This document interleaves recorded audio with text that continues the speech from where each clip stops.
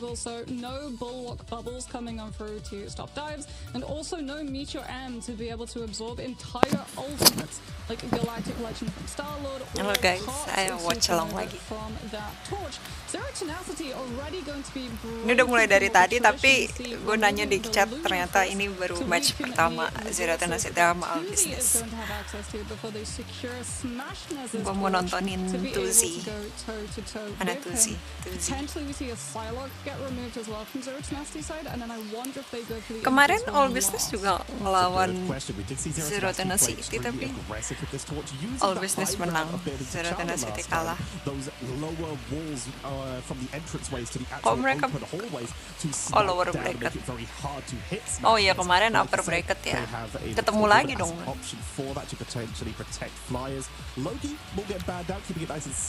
Ya ini lagi mereka ketemu lagi di lower bracket. Gue nggak streaming yang kemarin.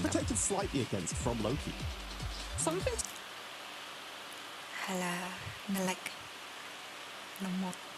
To note is that Zero Tenacity have not saved a single Vanguard so far. If All Business really want to target the roll down, they could remove the Emea Frost from Zero Tenacity side, as we're going to see Zero Tenacity take out the Psylocke, and yeah, there it is. All Business remove the Emea, and having saved the Emea, if Zero Tenacity want any form of dive in that composition, they're going to have to be incredibly worried about the counterplay that comes on through when they try and hit the back line off of either Gue nggak sempet ngeliat nggak sempet ngeliat schedule-nya, nggak sempet ngeliat jadwalnya siapa aja lawan siapa aja hari ini. Terus ada berapa match, gue nggak sempet. Ntar biasanya ditunjukin lagi pas matchnya udah selesai. A lot of those big barrier heroes getting removed. Options, if they choose to go for it, would be limited, but no, they take out the Adam. We were just talking about it. It's exactly what Zero Tenacity ran in their first matchup, using the triple res setup with the Human Torch instead of the Star-Lord. Yeah, and this is going to make, if All Business want to run the Torch and the Ultron together, they're definitely going to have a much easier time staying up in the sky. Looks like they're going to prioritize picking up the Loki. We could see that they were toying with the idea of banning out the Strange from Zero Tenacity side, as we have known that Zero Tenacity are one of the few teams actually comfortable rolling solo Vanguard as, okay, Zero Tenacity, target ban the Torch. Tuzi is removed out of two of his roles and is likely going to be forced onto either the Tuzi dari kemarin main Punisher terus. Kalau nggak Punisher dia ngambil Star-Lord, kalau nggak Johnny. They want to prioritize having the invis for the synergy between the siblings. Tuzi has so far this season of Ignite shown Psylocke, Torch, Punisher, Hela, and for a very short period, Iron Man. The Punisher, as we've seen this season, is the most reliable, safe option to start off with the possibility to swap off if need be. And of course, Slowpoke starting on the Storm. If they're not planning on running a Mantis, it's at least a little bit of damage boost, and then combining that with the Cloak and Dagger means the Punisher can have an extremely good time.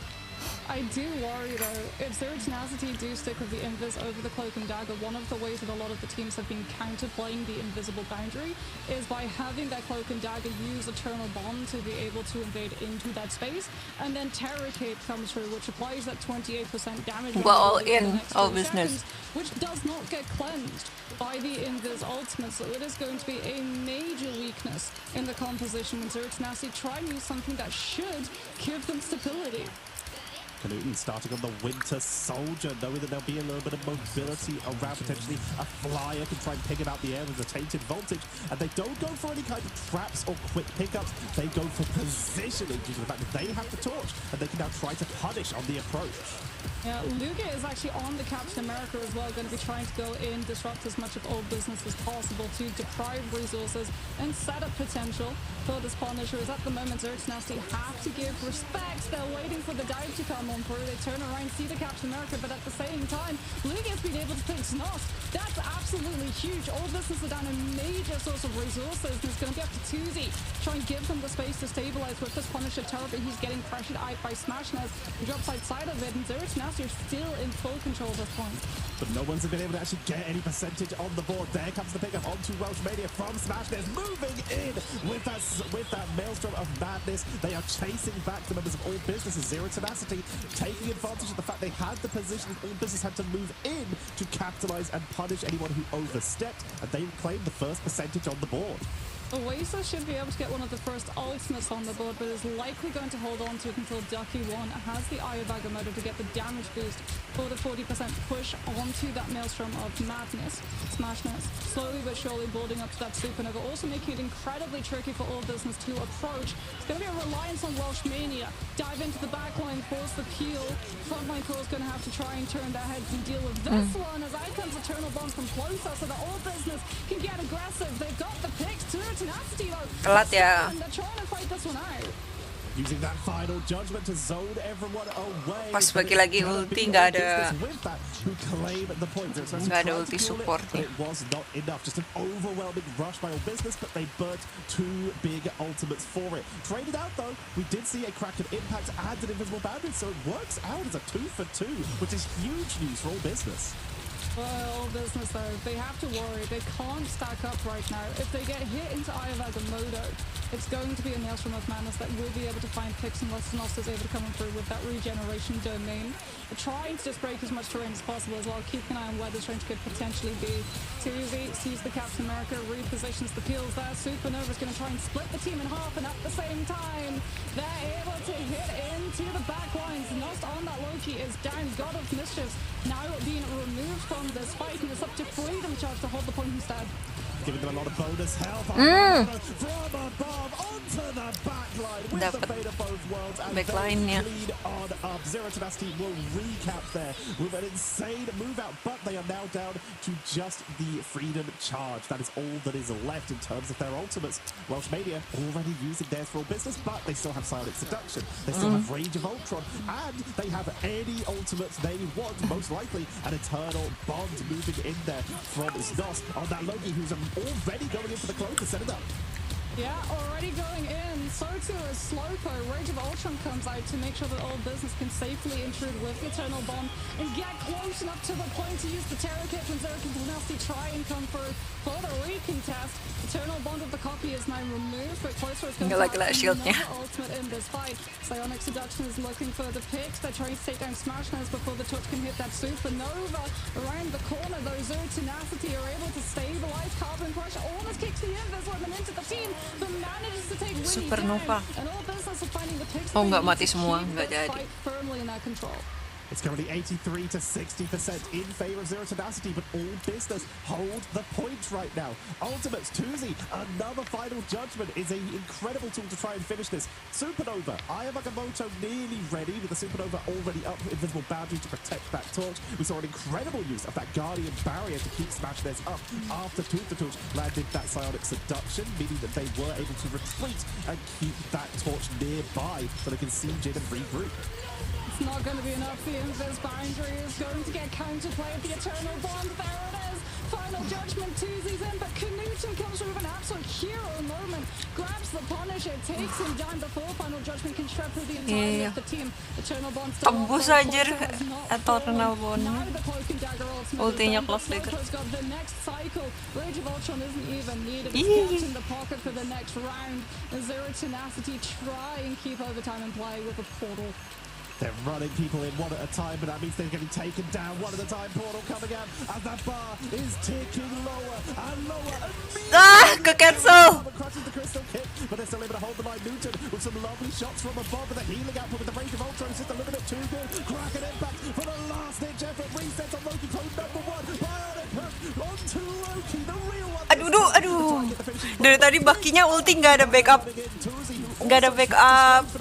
Ulti support terus jadi mati tuh 2 kali.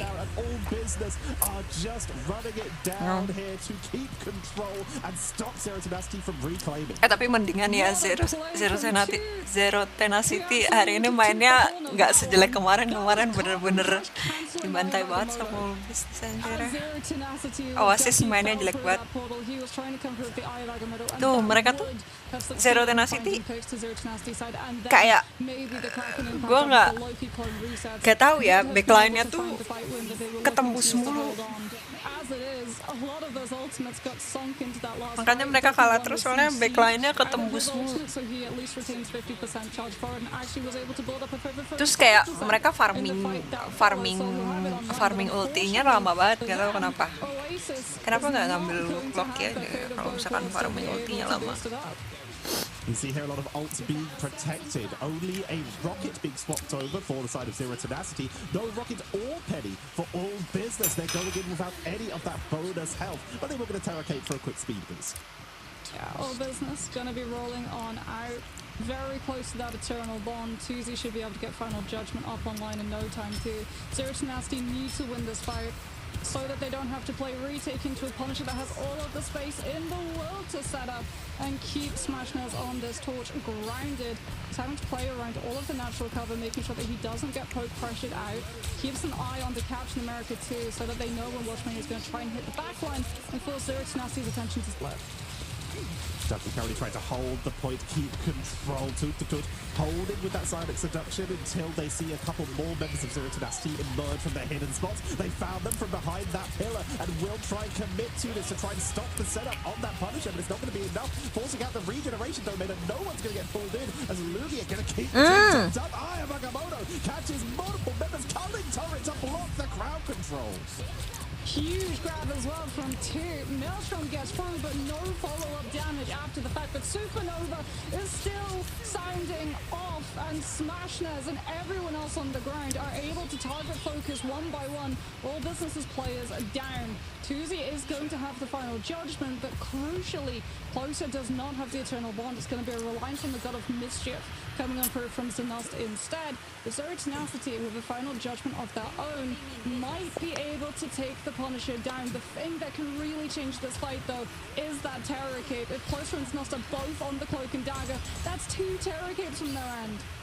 They could get a serious amount of damage out, especially if they're able to stagger them together to combo with that Punisher and with that Ultron. Range of Ultron AoE into that Terror Cape could really set them up as the first one is going to come on out. Knock does go for the combo. Here they come. Eternal Bonds holding the line, at least for the moment, as Tuzi and Newton Sama-sama mati Punisher. simultaneously. Mereka tuker-tukeran ulti. Kocak banget. Sailing on through with the help of those big strategist ultimates to keep everyone topped up, chasing down onto Slowpoke to try and finish them off with those shotgun-like blasts from Smashnails, but unable to do so. The healing output is just too much. Zero Tenacity are ever so slightly zoned off the point, regroup and try to go back in, but no! Tuzi returns and with the help of Slowpoke zones them off the point. They're trying to fight it still, though. Invis Boundary gets invested. Ducky once again through with the Eye Magamoto. Dapat lagi backline-nya. Entirety of all businesses backline. Fight instantly swings back into their favor, and they did it while retaining full possession of the point the entire way through. A late stagger pick onto Slowpoke nets them almost 80%, and we barrel towards final fight territory. All business, yes, have the Eternal Bond and the Rage of Ultron, but it's going to be a portal play to avoid the poke so that they don't allow Zero Tenacity to build up ultimates before this fight properly starts. Culling turret through the portal so they can at least siege in the Loki firing squad. Also sending a couple shots down, but here they go in for the commit. Trying to find Newton on the flank, but Smashnails is uncontested, using the portal for extra cover here as they rush off the point in some cases to try and zone away the members of Zero. Aduh, kok ditinggal? This is giving everything they can. Lugia pushing on to try and keep everyone zoned away with that freedom charge to create any space they can. Smashnails finds closer, removing at least some of the heat. Buset. Strange comes in for the melee and takes them out with the Maelstrom. Rage of Ultron to try and hold, but all business, they're starting to get ever so slightly zoned out. Strange-nya harus turun tangan soalnya Punisher-nya ini sibuk ngelok bawah. Yeah. But unfortunately, Tuzi's final judgment is still reigning supreme. He comes on through with the later matches to catch Knutson as this just ends, and all business will be able to hold on. But it was a huge investment. That's already the teleport recontest gone from their side. Ducky 1 should be able to come on through with one of their own, as well as having that invis boundary to give them a nice safeguard if a freedom charge aggressively tries to hit the backline. On the other side, we have 55% on Rage of Ultron, 84 on Tututut with that Eye of Agamotto for a potential turnaround. On the Stratus, though, Rage of Ultron is all they have, 33% on Closar, 20 on Snot. They're relying on Welsh Mania with the Freedom Charge, which will be activated to give them that bonus health and a sort of pseudo-strategist. Didorong. Sent on in, but Force Physics pushes them back. Oh, that's so unfortunate because Force Physics actually meant Gila. Berapa kali itu Daki dapat backline? One's Eye of Agamotto with the Maelstrom follow-up is slightly more successful, and that is going to be Zero Tenacity just having to deal with these late-minute staggers from All Business's side. Point is cleared, and we go another round of goal. We said that it is a potential 5-map. Lebih seru ditonton daripada yang kemarin Zero Tenacity sama All Business. Zero Tenacity-nya benar-benar kebantai banget. 5 maps, 7 rounds. Nggak seru nontonnya kalau nggak imbang. Those convoys, we could be seeing some intense matchups between these teams as they try to find any space, try to find any way that they can claim a victory. Already 10 final hits for Tusi with 19k damage, but it's being dwarfed by Smashness and Gnuton with 21k and 22k damage just being unleashed with the triple strategist spreading out that healing to try and make sure that Tusi is uncontested. Yeah, Tusi and Slowpoke are trying to do something very similar to what Knuten and Smashness are doing. If you look at one, the one up in the air gets way more space, vice versa too. However, Torch and Punish's damage output is slightly higher than a hero whose role is designated as a strategist, despite the numbers that they can indeed post on up. And the breakpoints and quickness that a Torch can take you down is much faster in comparison to the Ultron 2. Speaking about takedowns, Search Nasty are looking for a very fast one. Colin Turret comes on through. This angle not really buying Knuten all that much, and dissatisfied with it, he decides to drop out early and join his team on the low ground. Rage of Ultron being drop charged up from last fight, saved. They just ran their whole body onto the point instead of burning that ultimate. Trying to get onto the pickup. Lovely taking out Knuten there, but will be run on down by Lugia and Chase picked off with that fearless leap. Zero Tenacity now, they really wanted to win that first fight, and the fact that they invested that teleport recontest is going to make it pretty dicey to get Smashness aerial up against all of the space and angles that All Business are going to be able to control. Both Tuzi and Slowpoke, and even Zanos to a degree, need to make sure that you find out the angles that those are playing from so that you can avoid it. Smashness is getting some support from the team, at least with the Idol Aura coming on through from the Luna, and there is good cover around it as Zero Tenacity decides, you know what, we're just going to charge on in. Freedom Charge and Final Judgment get paired together as All Business hold on to their ultimate and pay for it with their lives. Watchmania was about to run in, realized that Dia nggak ngeliat Punisher-nya pakai shotgun gets picked dari off all their belakang. troubles. As we see Slowpoke taken out as well, Zero Tenacity taking control of the point. All Business, they already got 40% on it though. They were able to get a lovely early pickup. And they've got both strategist ultimates, a Freedom Charge upcoming, and a Final Judgment.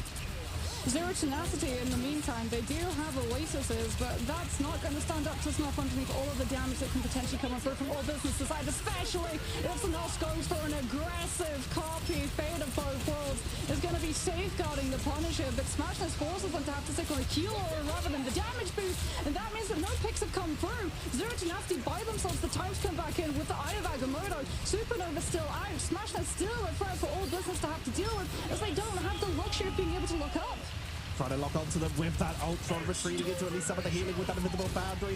Rage of Ultron going in for that aerial duel with the Psionic Seduction to try and lock down the backliners. They can't focus on that torch yet until they take everyone else out, but finally they can turn it, using the flaming meteor to try and dodge out and get back onto the point for a turnaround. But they are extremely outnumbered. Yet another flip as All Business are taking control with, yeah, you mentioned it, an aggressive God of Mischief from Zanos to just try and overpower. And that forced out so many resources and so much scattering from Zero Tenacity that All Business were able to pick people off. Zero Tenacity, though, they do have the combo that we saw previously, and even without both the Luna and the Invis's investment, it seems they're more than happy to just send Lugia charging on through, Knuten behind him when the Freedom Charge hits. And speaking about behind, Lugia is already all the way behind. We're going to try and leap on through. Pyro Prison has shut out a lot of the space that Old Business could try and rotate away from that Captain America. In fact, it's forced them off the points entirely. Zero Tenacity have been able to get Knudsen into such a good position that they might be able to find the flip. If anyone tries to get close, it's Force Physics into Annihilation. They are dominating right now, full control. Finally, they're going to be able to rush on, but with the Scourge Grenade, Knudsen backs up to the high ground and is just getting ready to send a couple shots. They know there's only one person left with the stagger, chasing down Slowpoke. We are at 83 compared to 69 for Zero Tenacity. All Business in the lead. Zero Tenacity hold control. We've got Supernova in the next fight. They're also going to have the Eye of Agamotto and the Fate of Fofolks to be able to damage boost it. All Business need to have a hero play moment. Rage of Ultron can potentially be that turning factor, but it's going to be up to Tuesday with the Final Judgment to be the final. That All Business needs to be able to take this fight through. Smashness is getting pressured, doesn't go for the full commitment. Out comes the Eye of Agamotto into the Supernova follow-up that's already forced out that regeneration domain. Invis Boundary has to be invested so that All Business can go on to that point in anticipation of the overtime. And Zero Tenacity give it away. They know that there's another fight afterwards, and that All Business burned a lot of their ultimates just to hold that space. This does mean this is likely going to come down to one last fight, with All Business also approaching their own overtime here. And look what they were able to keep. They did burn that Rage of Ultron, they burned that Invisible Boundary, but they still have God of Mischief, and they are very soon about to have their own Freedom Charge, which is giving a huge amount of extra bonus. Nice lockdown to try and trap Lugia, who's rushing to create some space. Portal comes out from W, so their team can come in for the reinforce, not onto the point, as they don't want to get caught out by Toot. No, he went into the back line. They've already been able to take down Tuesday, which means that Knudsen's Final Judgment is entirely uncontested. Inside the Invis Boundary, it might not be enough to stand up against the Eternal Bond, but it stands up against nothing. All Business are wiped out in the blink of an eye. It's going to have to be a teleport. Gila. Dari tadi overtime. The strange steps through and is taken down immediately. And Zero Tenacity walk away with Krakoa under control. What a close game, coming down to literal seconds. Trying to swap in with the Loki at the end. If they just got that regeneration domain up in time, they might have been able to make something happen. If they'd just been able to swap bodies in time, they might have been able to make something happen. But Smashness, showing just how powerful this Human Torch is, able to zone, able to just burst on through people, take jewels in the sky versus Ultron. This was their game in control, creating so much room for Knudsen down on the ground. Yeah, Knudsen being able to pick up Tuesday, that was the thing that just immediately bagged Zero Tenacity that point. Because if it comes down to a Final Judgment versus Final Judgment, Invis Boundary is not going to be enough. It's one of the lower end healing ultimates in the game, 165 heals per second, in comparison to something like a Cloak and Daggers that's going to bump 250 heals per second. Same thing with Fate of Both from the Luna. But because it's not a Punisher versus Punisher, it's one Punisher, no Punisher, and it's just immediately not even close. Final Judgment comes through. All Business try to stack every single resource that they have available to hold on for Tuesday to come back on through, but it's just not enough as Zero Tenacity are free to pocket Knudsen to victory. They had so much control, Zero Tenacity, and yet still All Business got them repeatedly. This really did come down to those last couple seconds. Slowpoke, like you said, tried to mirror the same idea, but with a little more single target as opposed to some AoE zoning. Leaving Tuzi, we already know, is absolutely insanely good at this game to have a lot of freedom of their own. But you mentioned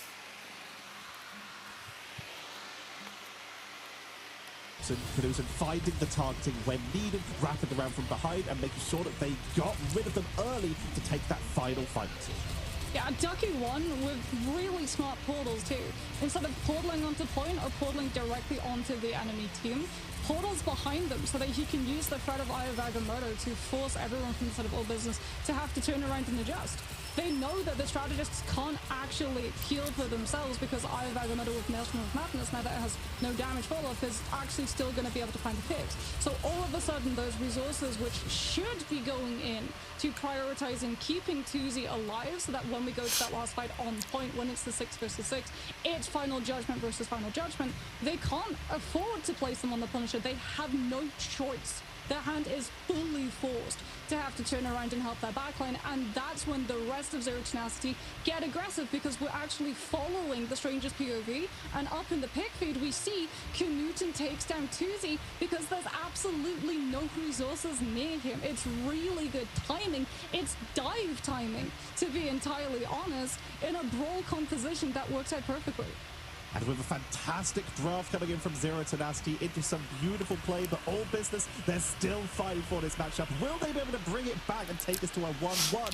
Find out after this short break.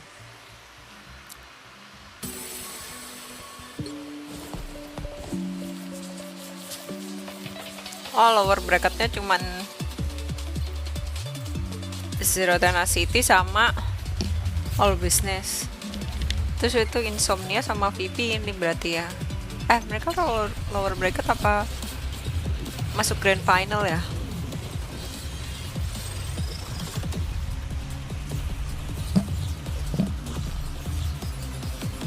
Baru gue punya bracketnya.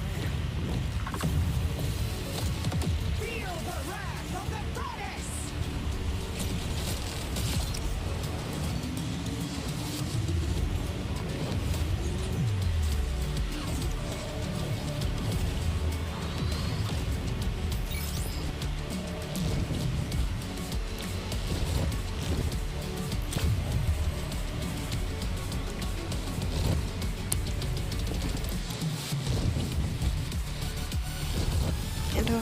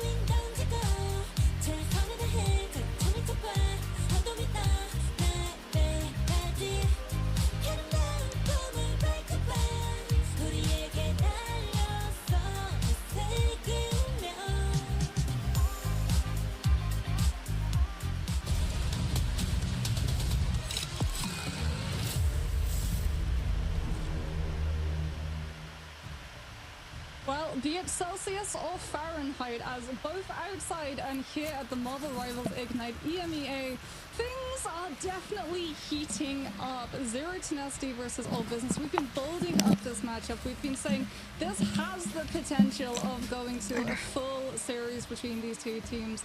And after that scorching Krakoa, I'm pretty sure that unless something goes terribly, horribly wrong in the advanced pick and ban system, Tetcha, that's exactly where we're barreling towards. We're going to keep seeing these teams evolve. We've already been seeing Zero Tenacity go with a little bit more of a targeted draft versus All Business, whereas All Business stayed a little bit more in terms of the usual pattern we might see from a draft. But as such, Zero Tenacity were able to get Smashnes back on that Human Torch, who is definitely representing the sun here in the UK today. An overwhelming, full concentrated power of the sun being dropped consistently. It's hard to deal with while they tried to mirror it with that Ultron. It just did not have the same effect. Yeah, I mean, Rage of Ultron was definitely finding a lot of really good impact, especially because they would use it very late on in the fight when a lot of players from Zero Tenacity would be very split, and that's exactly how you want to utilize that ultimate. Into a stack of players, it's not going to be doing all that much because they're very quickly going to be able to sustain through it. But when you're a little bit later in the fight, you're down your major cooldown resources, your health bar is already somewhat depleted, you're all split away from each other, so there's no additional bodies of vanguards being able to absorb the hits coming on through, and it was finding a lot of really good picks which all business would then be able to use to lengthen out the duration between each fight, and then that folds as a domino impact into how much time 2Z has to set up on the Punisher. But Zero Tenacity did such a good job of just disrupting every single one of those setups. Whether it was, you know, Ducky 1 going through with the teleports into the back, or whether it was just the Captain America full sending it every single time with Lugia showing up in places that old business really didn't want to be finding him. We just got to see Zero Tenacity have such a good control of the entire map space. We, of course, spoke to Polly from Burber Patapim yesterday after their win and asked them, like, where do we see this Captain America over, for example, the Venom, where some other regions are picking it, a couple of these other teams are picking up. And he just believes that that single target pressure is so good, combined with the fact that Freedom Charge is essentially a strategist ultimate in its own right. Every second, you and everyone who is in that path gets movement speed and that bonus health, which is a huge boon when you're trying to stay alive in these big team fights. So this is why you see Caps run on in. If they don't find a pickup, they'll just quickly run back and then dive back in. It's not just to get healing, it's to be almost the healer in their own right. Yeah, and I mean, we even saw it from Zero Tenacity. Freedom Charge, Final Judgment, off we go. Those are the two things that we need. That they just went for such aggressive tempo shift plays, and all business, they were relying so much on just the space, the time to be able to set up, coordinate how they wanted to take each fight. And Zero Tenacity just came on through and every single time wrench in the plans. No, you don't get to fight plan. No, you don't get to ult track. We're fighting right now. You've got to deal with us when you're not prepared to do so. And they took full advantage, given the fact that when we look at, you know, some of the heroes that were on the board, the fact that all business started off with the Cloak and Dagger and the Loki, which is probably the strongest or one of the strongest backlines that you can have in a 2-2-2 format. And it was so detrimental, the Captain America, the Torch, the Punisher, that all business bent the knee and swapped to the Luna. Yeah, to just try and keep that one Punisher on their side up in these fights. They just had to focus the healing in to keep them prepared. But when you have a speed boosted from the Captain America Punisher while they're also being pocketed and also the sun is falling on you, it's hard to deal with even for a Lunar Snow. Fate of Both Worlds is, we've called it so many times, one of the best, if not maybe outside of maybe Jeff, the best ultimate in the game in the right circumstances. But if you are just being blown up that hard, we also saw Invisible Woman getting almost countered, but played beautifully to avoid these big target blasts onto the Invisible Woman. This was just Zero Tenacity taking the tools they need, analyzing the weaknesses, and playing around them to perfection. Yeah, and I mean, the fact as well that they took advantage of one of the weaknesses of having, like, the fact that you have the Luna, the damage boost off of the Luna is only in the ultimate, as opposed to the Cloak and Dagger, who has it far more frequently, it being tied to a cooldown of 12 seconds, which is maddeningly short in comparison to the damage that it can do. Kalau Zero Tenacity menang keren sih, mereka benar-benar balas dendam sama yang kemarin.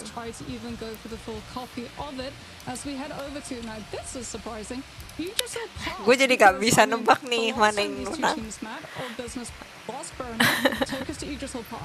And then Zero Tenacity came out with an absolutely off-of-the-wall composition that bounced off of the wall, into the wall, off of the floor with a squirrel girl. Tipis soalnya mereka tuh tipis banget.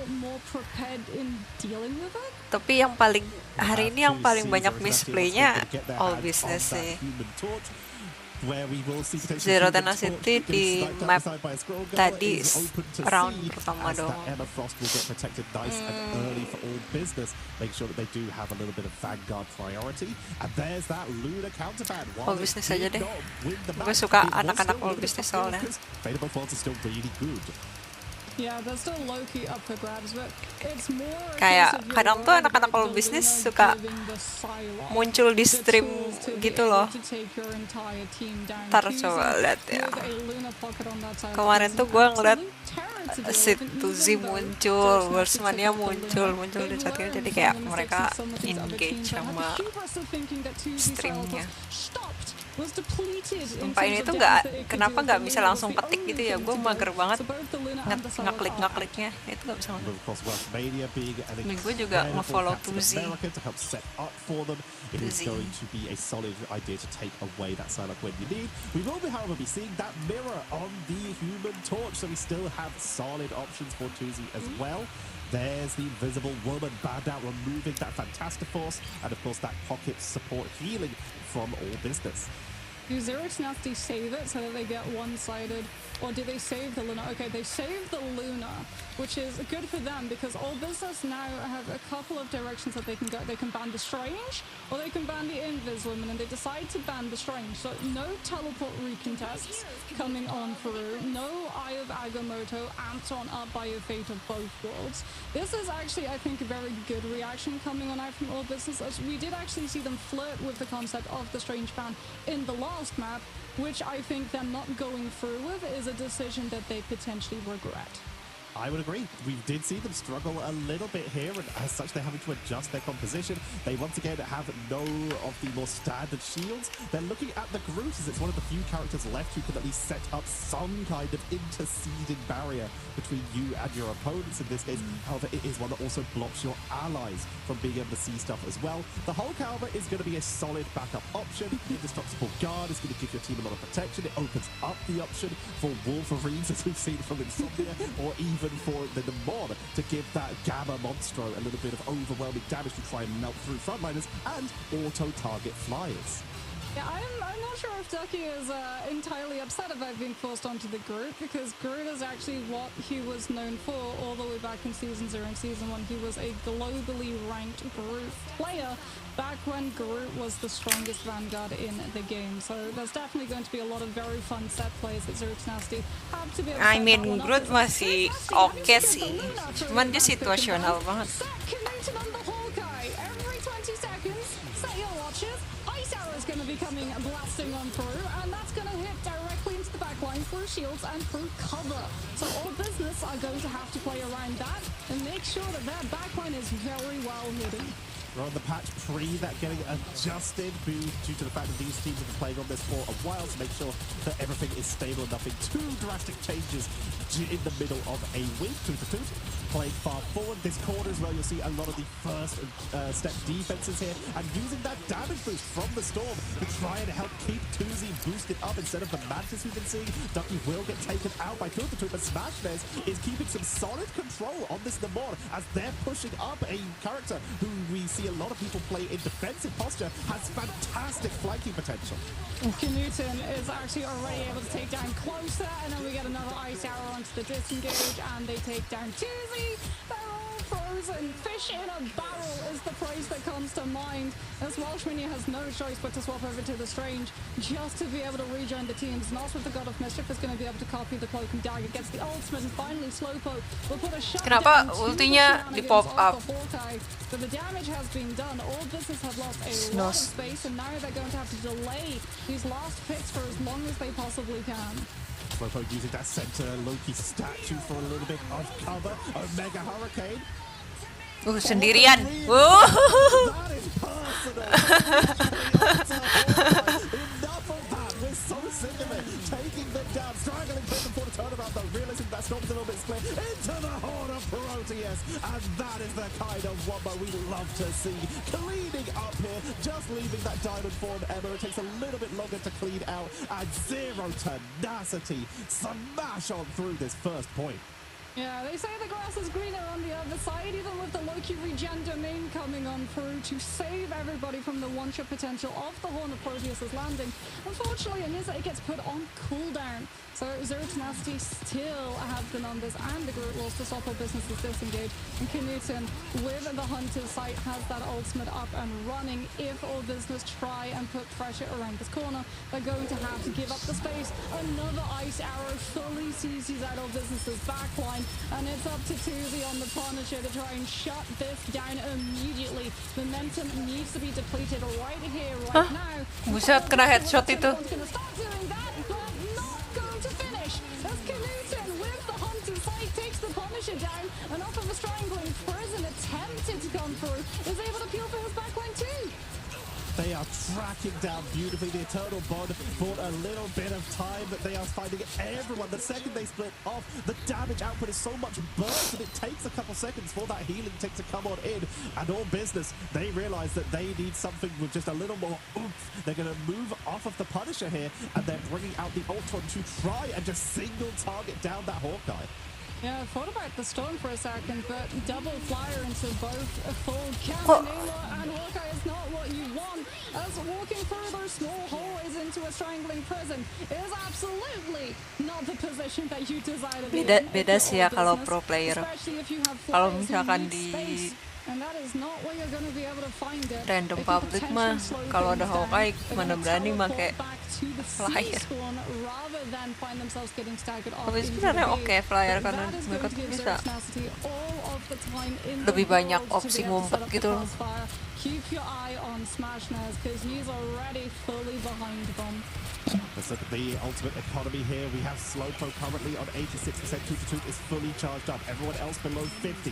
Zero Tenacity. They have Fate of both worlds. Horde of Proteus and the Invisible Boundary. They are just approaching that Hunter's Sight here. They have so many defensive tools that it's going to be very hard for all business to pull the trigger. They'll burn the range of Ultron to try and at least clear out some of this flanking from the Namor and those Monstrons. Triangle Prison was not combined with the Horn of Proteus, so all business don't find the picks coming up against them until now.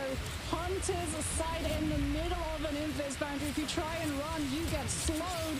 If you're trying flying, you get exiled. Ruvia is able to keep Slowpoke grounded, and they finish off the Ultron. All business are potentially going to be finding themselves stuck in their respawn rooms right now, as Knudsen on this Hawkeye is entirely untouchable. Business have the ultimates. They've got to start with an Eternal Bond, but if you're not too careful, the Hawkeye can one-shot it with the Prime. Oh, gila. And there it goes. Close's ultimate gets cancelled. I know that feel.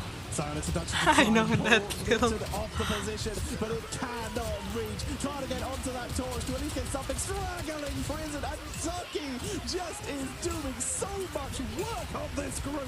Pushing on in, trying to deal with the Emma. They've got everything up here. Knudsen was finally taken down. Horde of Proteus to finish off Nost. And with that being taken down, all business are very staggered. Having to burn the flaming media for that bonus help to try and make their way in, but it's one at a time. Captain America Welsh Mania for every extra second counts.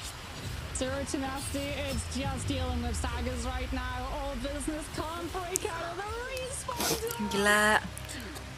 2 minutes, almost 20 seconds. Zero Tenacity, full push Idris Hill path. All business took us to this map. They thought that they knew what Zero Tenacity would pull out. They were confident that they would be able to counterplay it. But I don't think anyone is expecting the depth of tricks that Zero Tenacity have at their disposal, because that was an absolute crazy play. Knudsen, I think, only went down to the Storm fully targeted spawn camp Omega Hurricane. They were taken down in the early set by that, and then once on that final push by like 3 people burning resources just to take them down. It is so targeted. If you look at the actual final hits, only 3 times. Smashnaz hasn't gone down once, neither has Winnie. They have been playing so far back because Knudsen is just drawing aggro. I mean, in comparison to Nost and Closer, I feel for them, I really do. You're a strategist, you have so many players who try and just stack their bodies in front of you. Ice Arrow cares not a whit for that. The further away you are, the more damage that you take. It goes through shields, Lawan it goes Hawkeye through itu cover, counternya it apa sih? turns Harusnya Marvel banyak-banyakin into an absolute horror game for a player in a backline where every 20 HP di seconds atas you are 275 literally trying to keep a track of that Hawkeye's location. So is it there? Has it come out yet? Can I peek a corner? They have decided to swap back over to the Punisher. Try and melt through these group walls, play front to back. But the longer they take on this, of course, means that Knuten is just picking away from the back line, about as far back as you can go. Sending in the shots. Tuzi is finding the flankers and is at least putting a little bit of counter pressure onto them. But there's no setup here to deal with Knuten's. Oh! What a lockdown into the pickup, and that's just what we've Ngeselin sih emang team up-nya anjir. That's the thing about Hawkeye. Man can shoot, man can jump. And he absolutely can hit his shots if he's Knuten. Every single time he lands one of these ice towers, he's going to be able to confirm it into one pick coming on through. And all business are going to have to plan around it. Anjir. Gets ice towered out of Slopo baru and gets taken down immediately. respawn lagi. Kesel banget sih itu. Come out from Zero Tenacity to hold the line with Slowpo already down, making their way back in, but they're still outnumbered. Znos taken down by Smashnez, who is again consistently barely being touched, is just not being targeted because there's so much aggro being drawn. Another push in trying to lock down the retreating members of All Business. Zero Tenacity are locked down on this high ground. All business just can't get out around the first corner right now. Knut's getting Iya, every single mereka high groundnya menang banget Zero Tenacity. single pick he needs for his team. Smalls goes down. Itu one shot. Managed to break this Hawkeye. Tuzi, kok aku malah.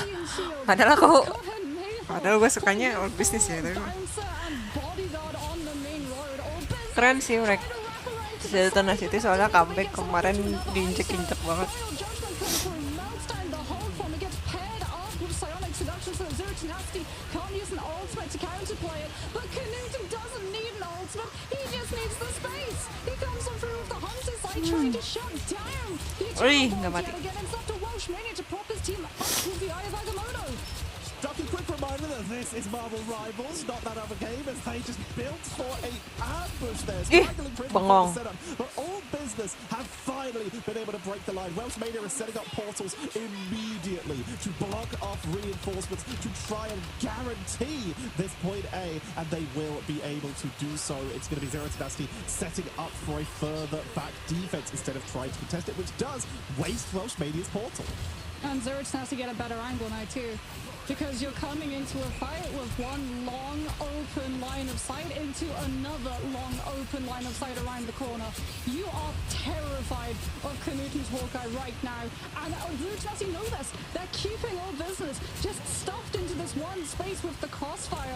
The Nemo spam continuously so that Knuten gets all of the space. Regen domain has already been forced, which is a clear go sign for a Horn of Proteus to look for the one shot, as it's up to Tuzi to clear the Hawkeye with the torch spam. Pushing on forward, you saw the Gamma Burst coming in, Supernova from Tuzi to try and create some kind of opening to try and weaken these members as they are pushing on into a fate of both worlds though. The healing output is good, but they will find it. Oasis is taken down. Waste Mania is picked up on the other side and Smashness finishes off Tuzi. They've got the flank set up so beautifully every time, and the distraction continues to work. We have another trap set up by Dougie as they take an aerial position, making some stairs. This is Strangling Prison. They're gonna wait for everyone to walk out of main. They're gonna Strangling Prison into Horn of Proteus.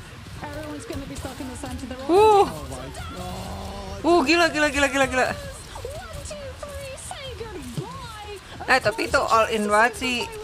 Itu dedicated banget sih, dua ulti tank langsung keluar. As they continue to pile on the pressure, they got 3, continue to try and get anyone Oh, else on enggak the ding. retreat to prevent them Ulti stepping Dr. up. Sen With dari 2 All minutes Business. to go. Zero Tenacity, they still have a visible boundary. They still have Hunter's sight. They are in control. All Business, they need to make something happen with this final judgment, or they're not going to get much further than maybe a few more meters. Smashnez retreating up to the high ground, and immediately we see Lugia moving back to make sure they're safe. This team has so much synergy. Knuten just got closer, and then immediately afterwards got Tuzi. Regeneration domain is invested for All Business to try and hold the space, but Zero Tenacity, they sense the blood in the water. They're going to continue to push to make sure that All Business are deprived of any space that they can use to regroup around those corners in those small rooms to set up up for a psionic seduction into that final judgment. Zanost has God of Mischief, but it's not the win condition that it normally is, because Knuten is about 5'6" in terms of shutting down both the actual Eternal Bomb and the copied format as a huge ice arrow comes through, and the Foral Business can even get the ship off the docks. Slowpoke gets taken down. Final judgment denied. All business Luna di Going for the entire strategy of you can't Di ban nggak sih? you're stocking your spawn for the entire game. Just finding these pickups over and over and over. Getting punished right now by the torch, but the strategists are completely uncontested with the amount of pressure that's being put on Invisible Woman Luna di ban semua, jadi terpaksa pakai si Andy. Padahal ke counter sama is being run down this time, gets the knockback, being pulled in, but still finds Tuzi. They're literally being targeted by 3 people, and they still snipe the backline. They get the Horn of Proteus. They've still got the fate of both worlds. All Business have an Eye of Agamotto and a Supernova to work with for Zero Tenacity. Have a Knuten and a Strangling Prison. And Lugi with the Monster Hulk, as well as making sure that the payload doesn't move a single inch.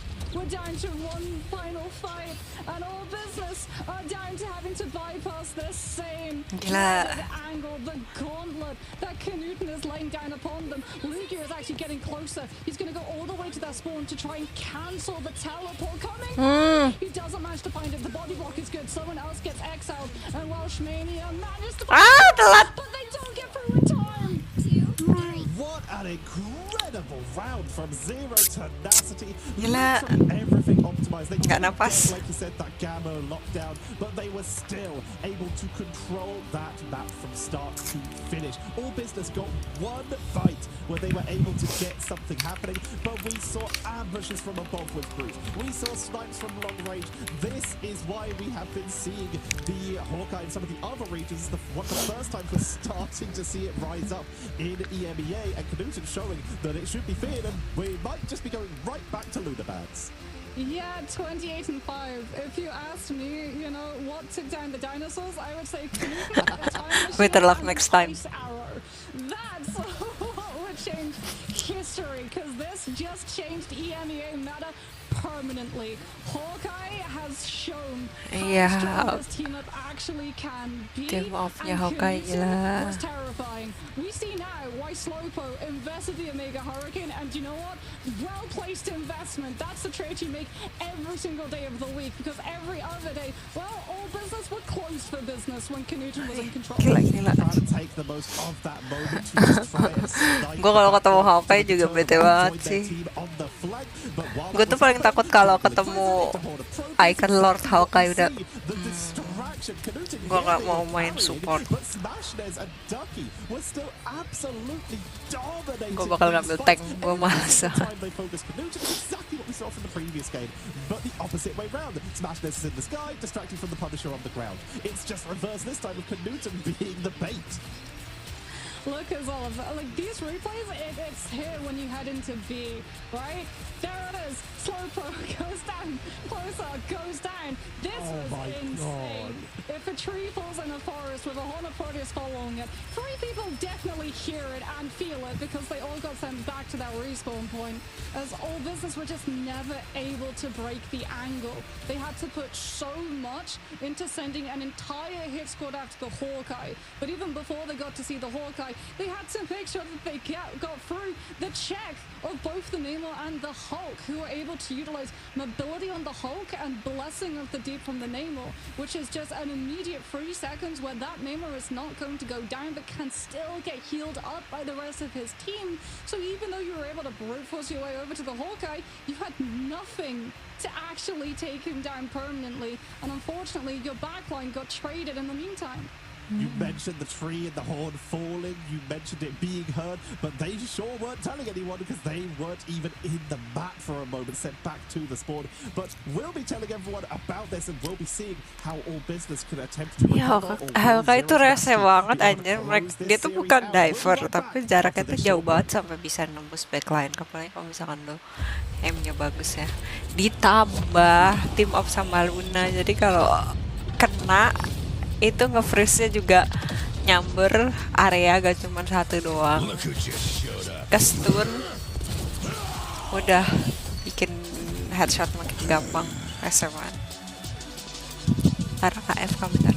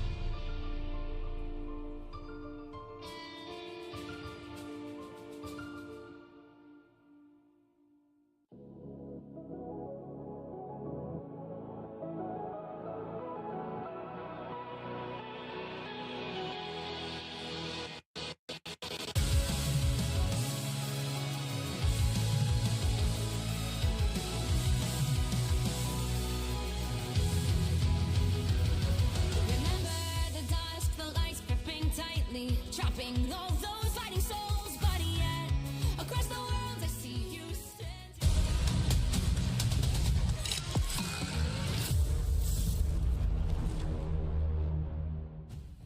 0 tenacity, but what felt like a million KOs. They have so many options. We just saw All Business attempt to ban out Ducky, and that was a mistake.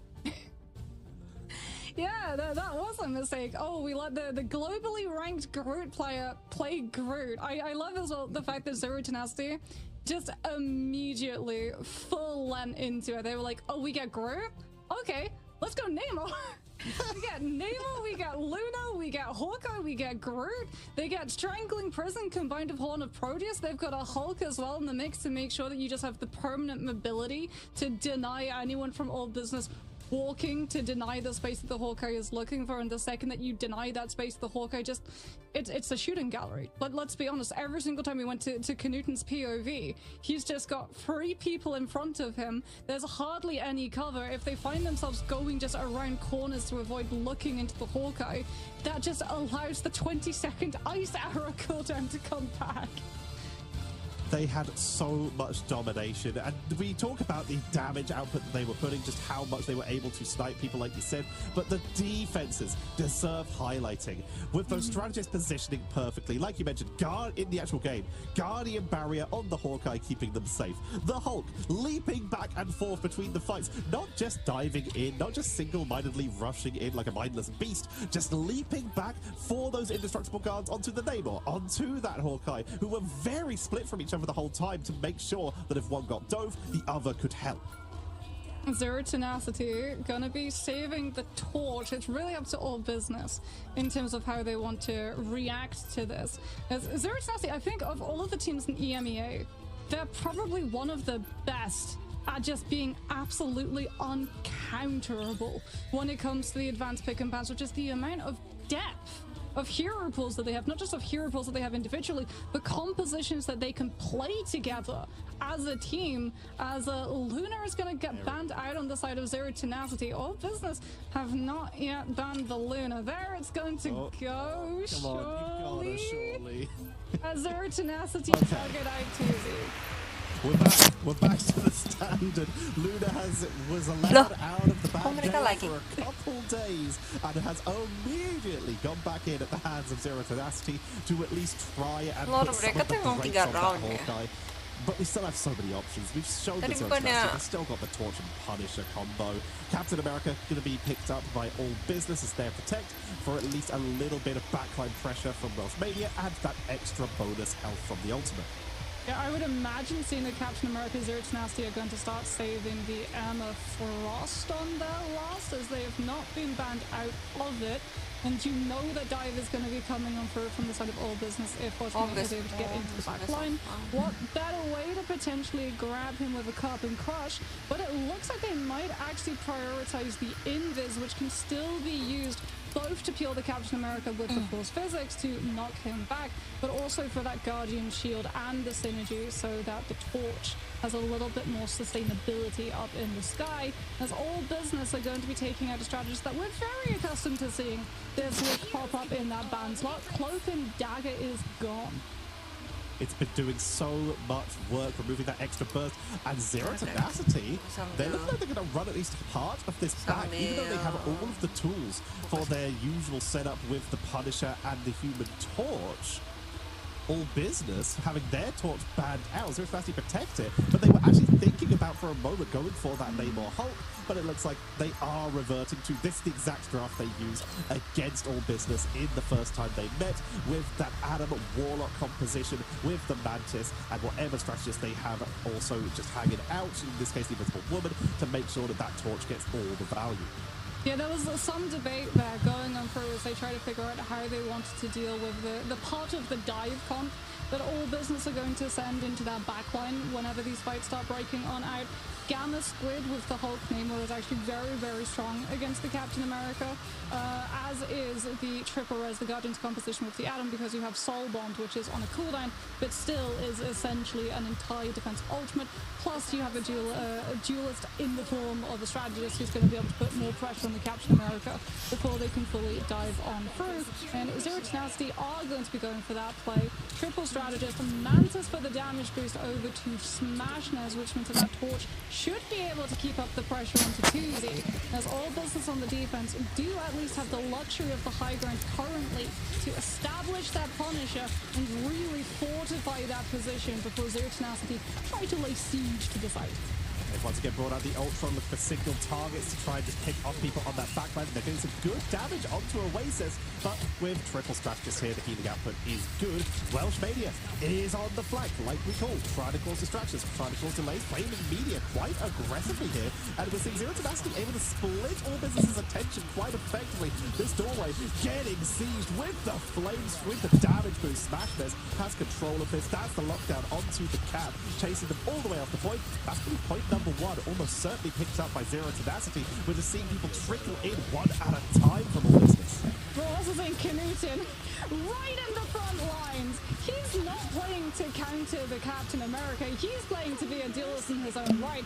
Both the Mantis and the Invis, as well as Smashness, like you said, with those dives, just coming on through the second that Welshmania shows on up, and then the fact as well that Adams Field manages to bounce from player to player means that Zero Tenacity can keep themselves moving, can continue pressuring out both of All Business's frontline core without leaving themselves vulnerable, susceptible to that dive in the backside without those resources in play. It's going to be a very aggressive Eternal Bond coming on out, but it's going to be mirrored actually by the Soul Bond from Zero Tenacity as they try to disengage it, but it's not to be. Ducky One has fallen, and now All Business have got themselves a little bit of space, but not when Knudsen is hitting shots like that.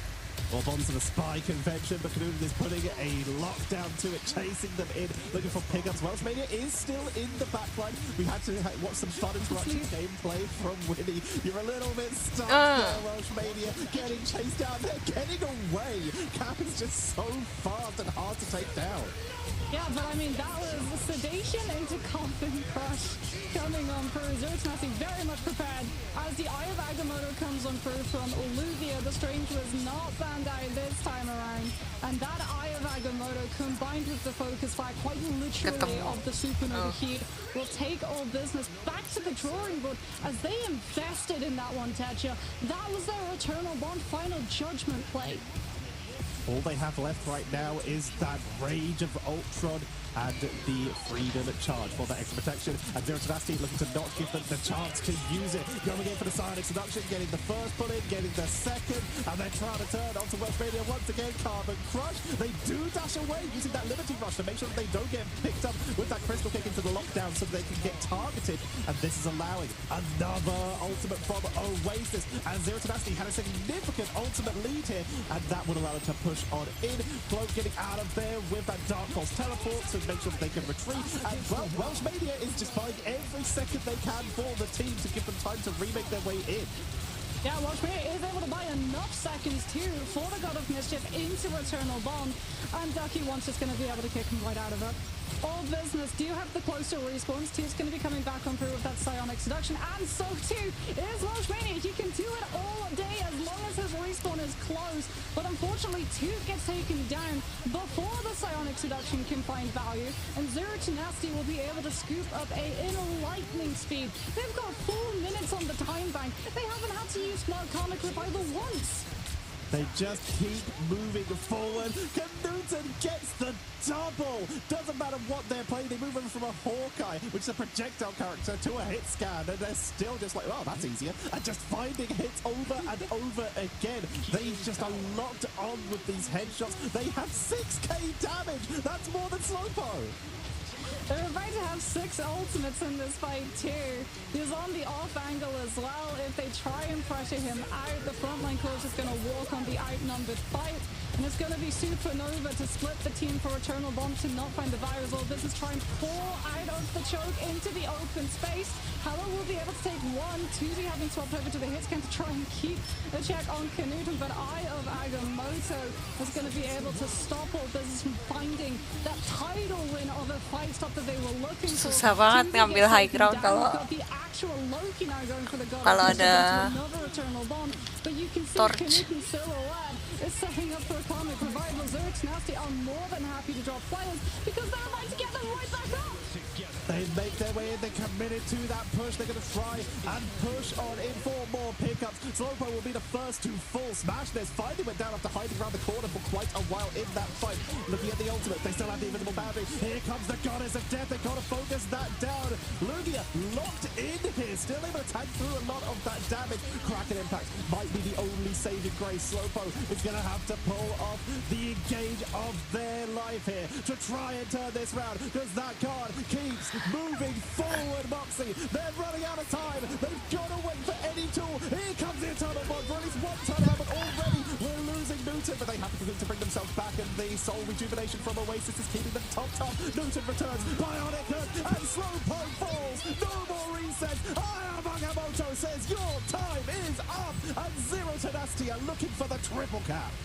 They should be able to get it. They just need to get the cap out of the way. Washmania is going to Gila. and Zero Tenacity.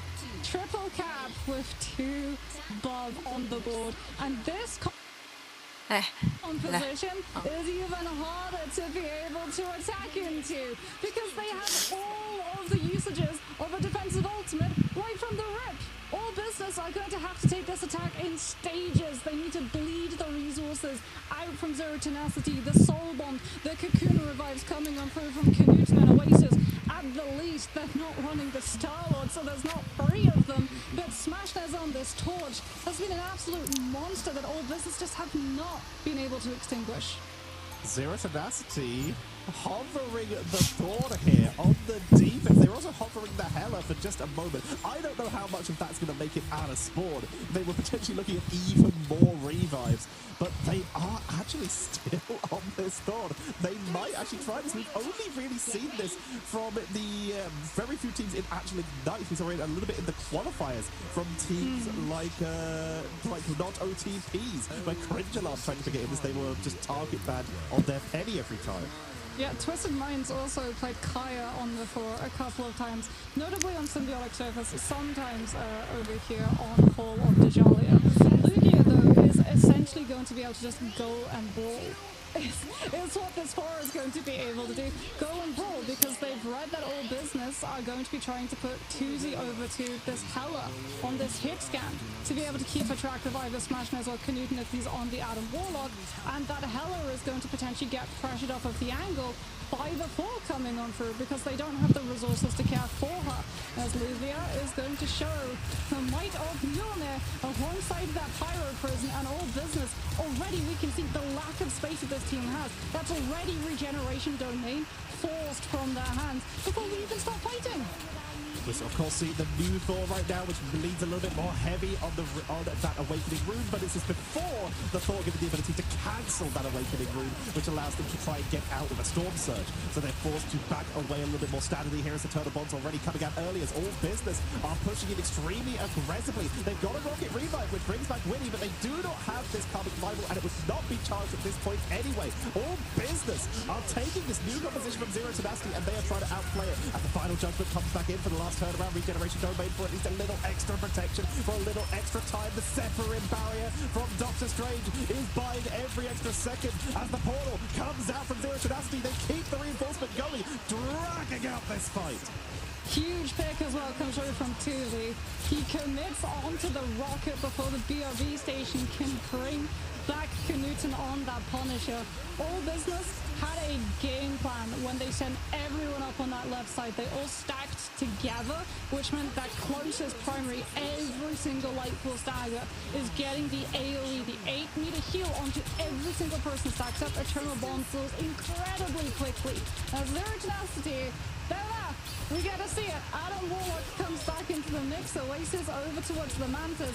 They're going for the Rescon position so that Tuzi can get checked out by a strategist. They might not be being rash, but they're certainly adjusting to try and smash as they push back in with that supernova to pull in. I know that feel juga jadi Hela dihalangin sama stress, anjir stress banget itu dulu gue waktu pertama-tama kena.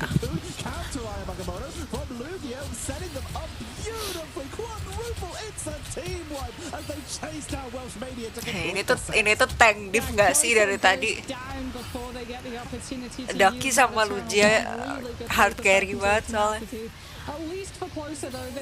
Kayak dapat momentum terus, tapi tanknya All Business malah nggak tahu ngangong. Is being used to just slowly chip down all business and also stall out their approach, giving Ducky One a much better position because they've been so worried about the Pyro Prison. No one's cleared the ammo. I think Ducky One is still behind him, and indeed, there it is! All of a sudden, we've got a flanking psionic seduction, and all business unable to turn the shield in time to save the house. Kenapa dia Welshman-nya kenapa sih dia? Ultinya telat, harusnya dia duluan gak apa-apa daripada Ducky nunggu momentumnya lama banget. Sekedar udah temennya rata baru ultinya di tengah-tengah gitu lagi sendirian. Finally getting caught locked down with that extra soul siphon to keep them out of position, and we will see Zero Tenacity forced to reset with a slightly staggered Invisible Woman.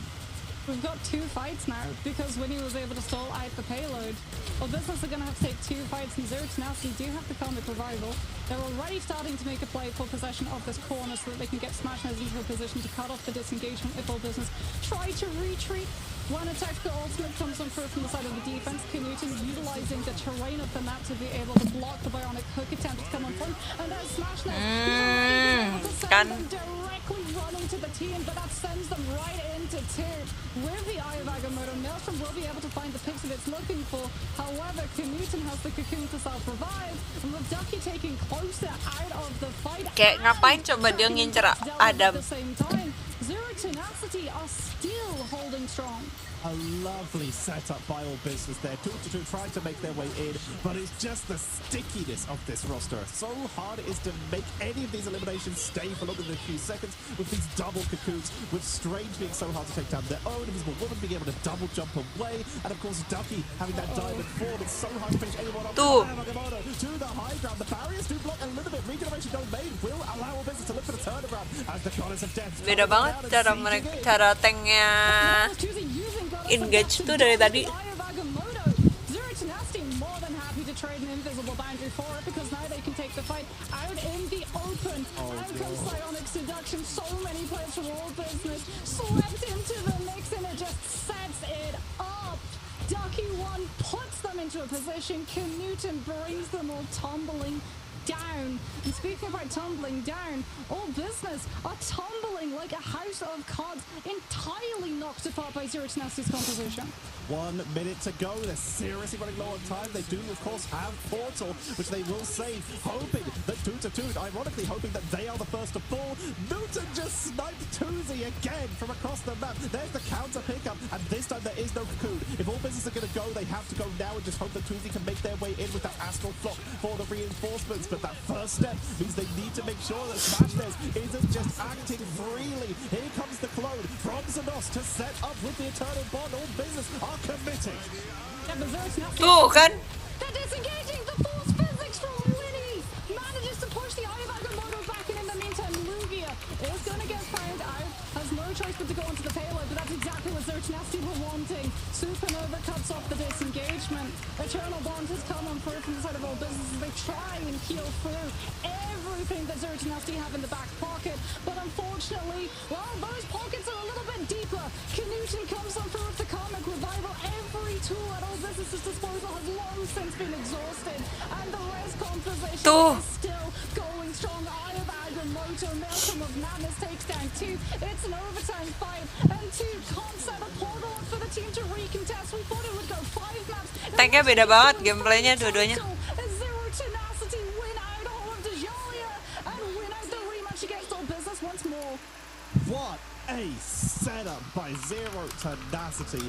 They are making their way back towards that grand final. As we will see, we're not losing All Business. They will have time to go away and prepare for the playoffs as their seeding is now locked. And Smashness once again showing just how good this team is, creating distractions and then allowing Smashness to just move so freely.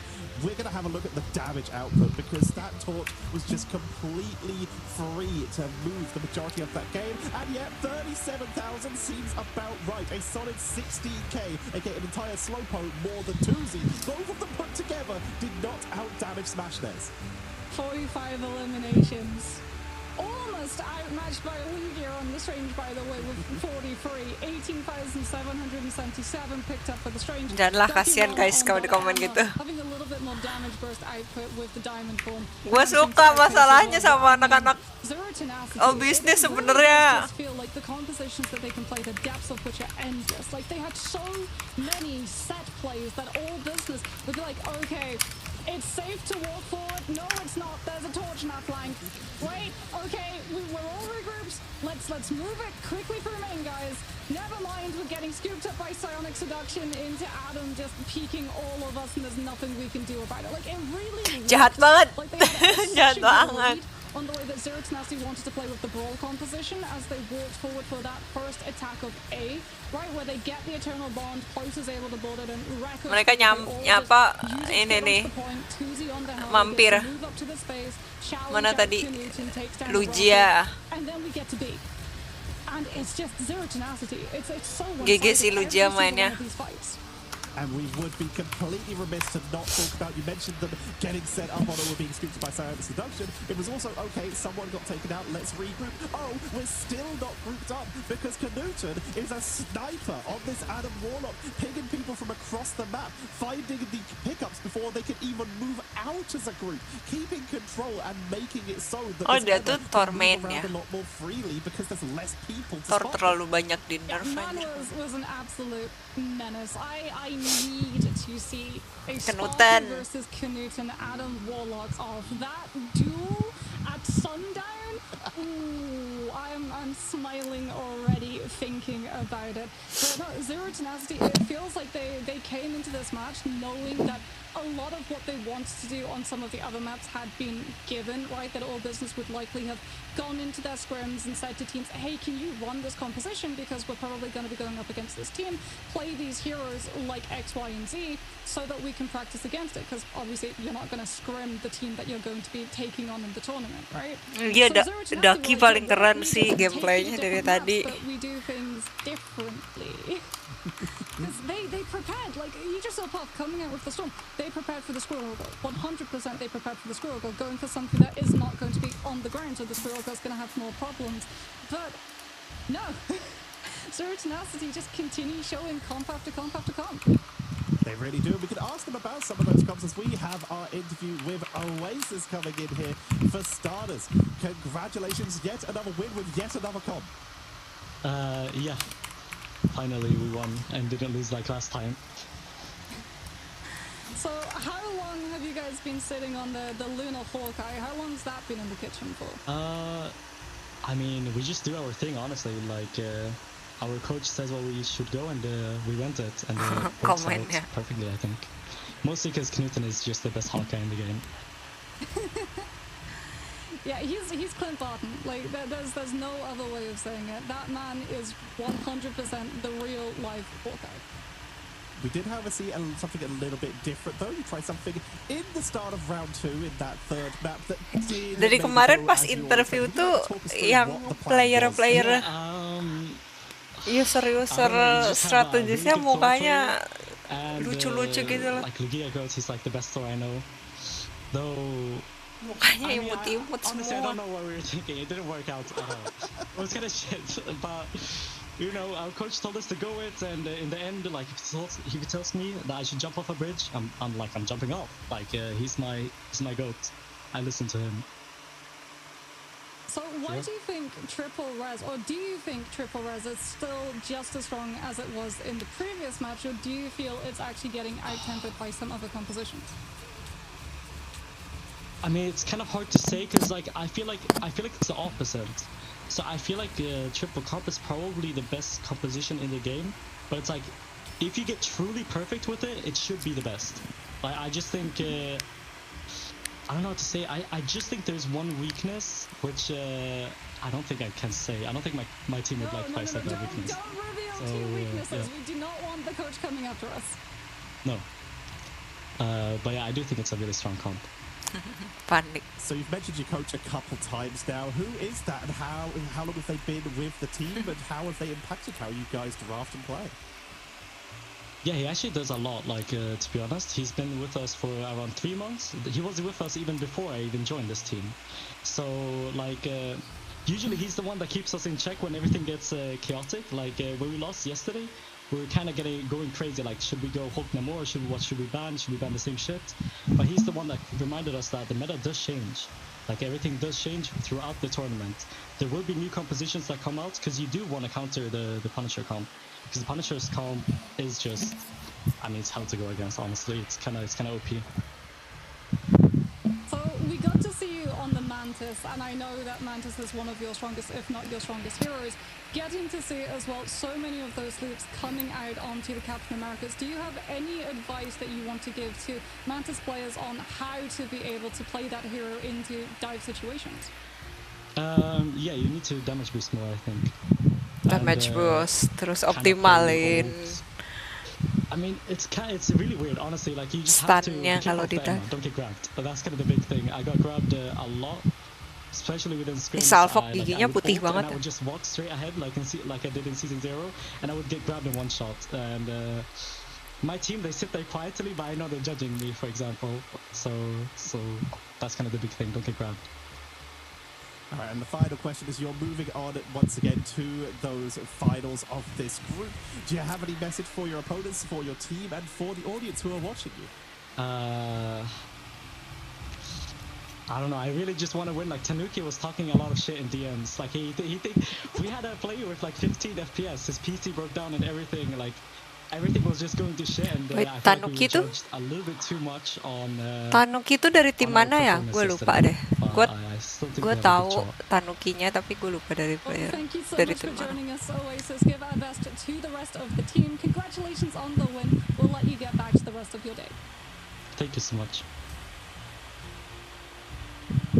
A series that we expected to be close was extremely in some cases, and then we just saw Zero Tenacity find yet another gear. They are going to be so terrifying heading in to these group finals and then into the playoffs. But we have another match coming up after this. Insomnia GG versus Virtus Pro, who have found themselves in the lower bracket, qualified for the playoffs, and are now Aduh, beginning VP to create OP a banget sih. recovery. Kayaknya And VP speaking menang of sih. recovery, you should all be checking your inventory right now, because if you've been watching us over the last couple of days, you should be building up towards these Twitch drops. We have Gue udah the dapet. spray for the Will of Galacta. We have the nameplate, a classic magic emote, and a new costume where you can play in style. And you get that just by linking your account on Twitch and just watching these and select other streamers' broadcasts. It's literally all you have to do.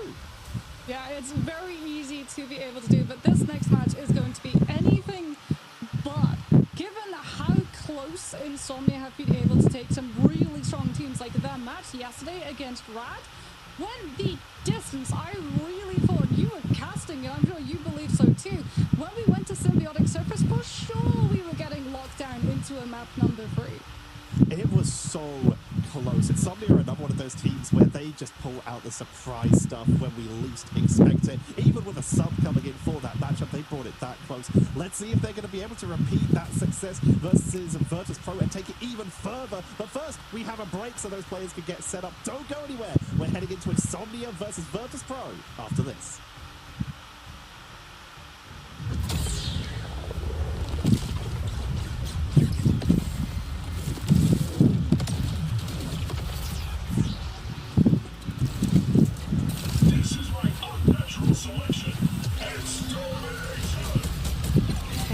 Extermination.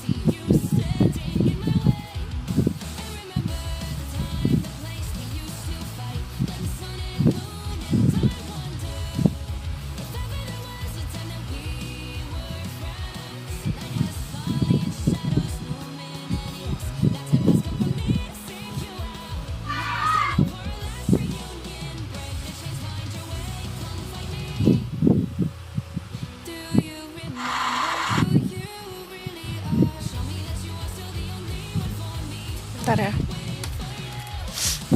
La la la la la la la la la la la la la la. Bentar ngambil minum.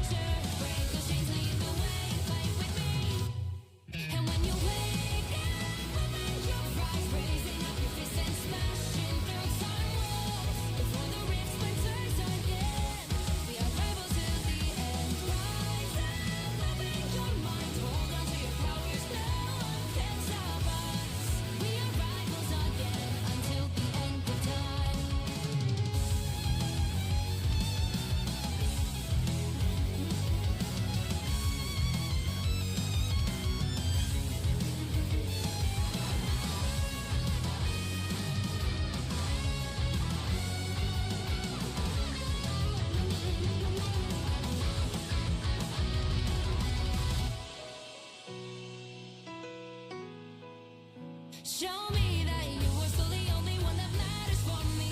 I'll be waiting for you. Wait up, open your hands, holding on to your heart. Look inside you.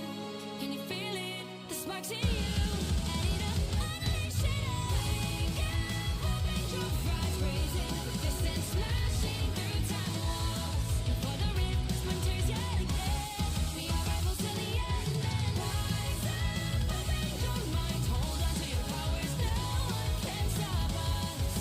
We are rivals till the end of time.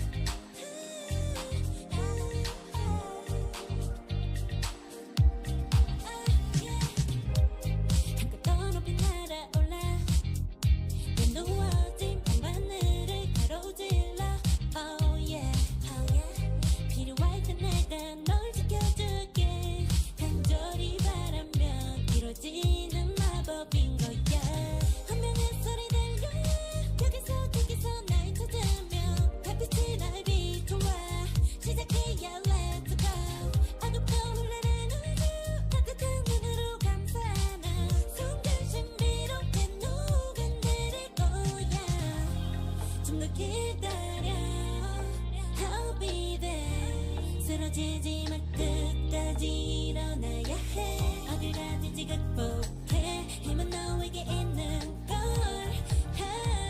소리 높여 노래를 불러 작은 걱정 따윈 던지고 최선을 다해 작품을 쳐봐 어둠이 떠 날때까지 아름다운 꿈을 밝혀봐 우리에게 달려서 그 세계우며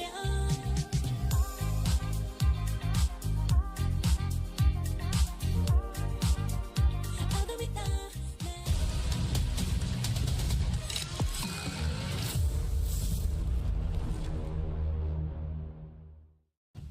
No time for sleep, only time for games. We are here to decide one more seed for today. We have another best of 5, and it is Insomnia GG versus Virtus Pro.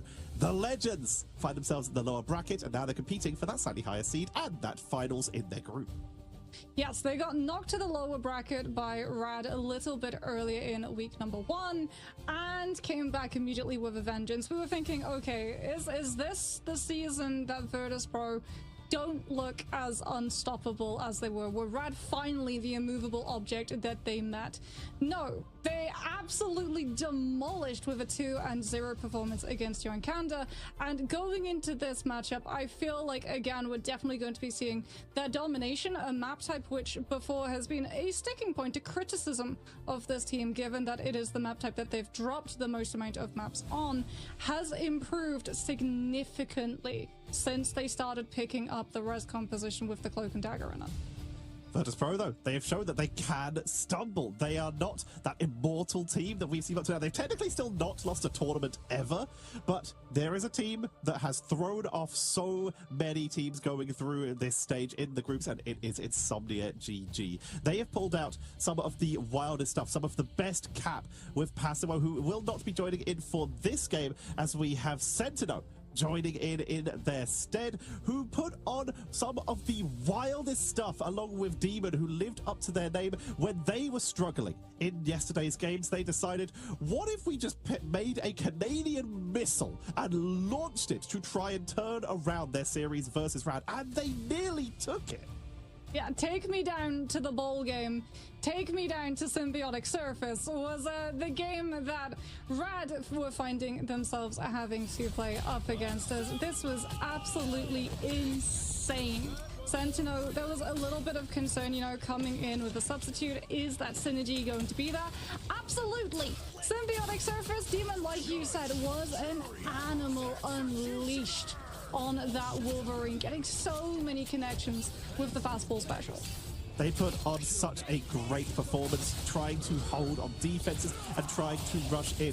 I spoke to Sentinel a little bit before this, and they described this composition of just throwing Demon at the sky and letting them deal with it. Running in with the Gamma fastball, a composition that we really have not seen that much of outside of Season 0. It has made a return. And this is just me counting at the bottom here, just what I could see on the broadcast. 24 Wolverine snatches, resulting in 31 KOs. Their team picking up a lot of those hits after they land them. They found so many. We're literally going to see just a few of them. Just a few of the times that Demon was launched through the air to find people over and over again. If you find a flyer using the jump pad from the rocket, you are able to take them down. If you can get onto a strategist, you can take them down. This is the positioning destroyer.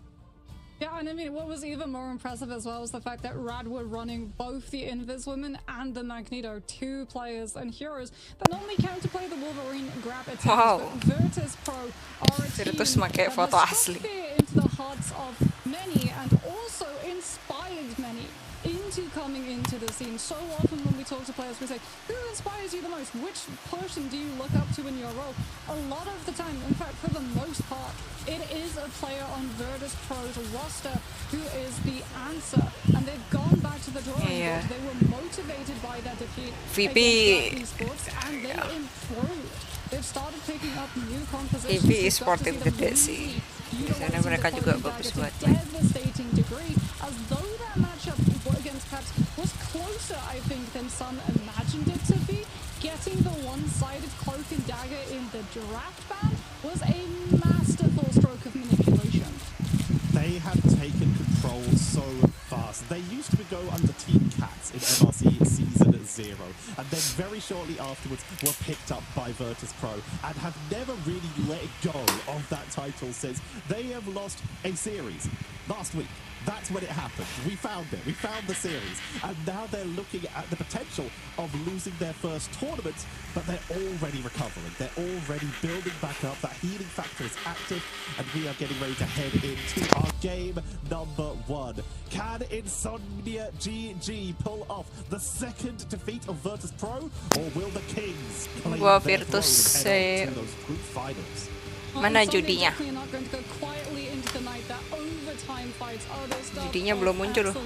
Legends, but what is going to really impact how these two teams are able to fight is the advanced pick and ban systems coming on through. Virtus Pro, as we talked about, really prioritize the cloak and dagger being removed from the side of Paps. Do they try and remove the Wolverine from the sides of Insomnia?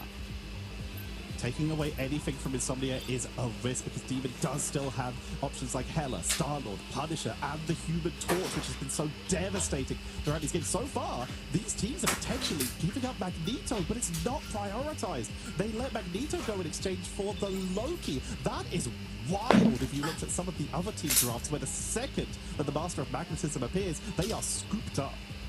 Do Virtus Pro see money signs in their eyes right now? Is it a Magneto ban? It absolutely. It's being hovered. It's not locked. There's debate. It's not. It's a Luna ban coming on out from the side of Virtus Pro, as Insomnia still do not have the ability of saving a hero until a little bit later. Virtus Pro will be able to access the Magneto ban after they've saved Magneto for themselves. This isn't the first time Insomnia have done this. They have not banned Mag previously in some of their earlier series, so maybe thinking that they have a bit of a rumble on it, and including potentially that Wolverine to try and catch people. We also have Nocta, someone else who cannot be banned out here. They have played 8 heroes so far: Punisher, Adam, Storm, Hawkeye without Luna Snow, Winter Soldier, Ultron, Namor, and Hela, and have played incredibly well on all of them. They are very similar to like a TC, for example, who just cannot be banned out. Well, speaking about being banned out, Virtus Pro yet again. Potentially one-sided cloak and dagger, as Insomnia are actually going to be removing Thigh. So Fire Extinguisher, it's taken to Johnny Storm. The Human Torch is taken out of rotation.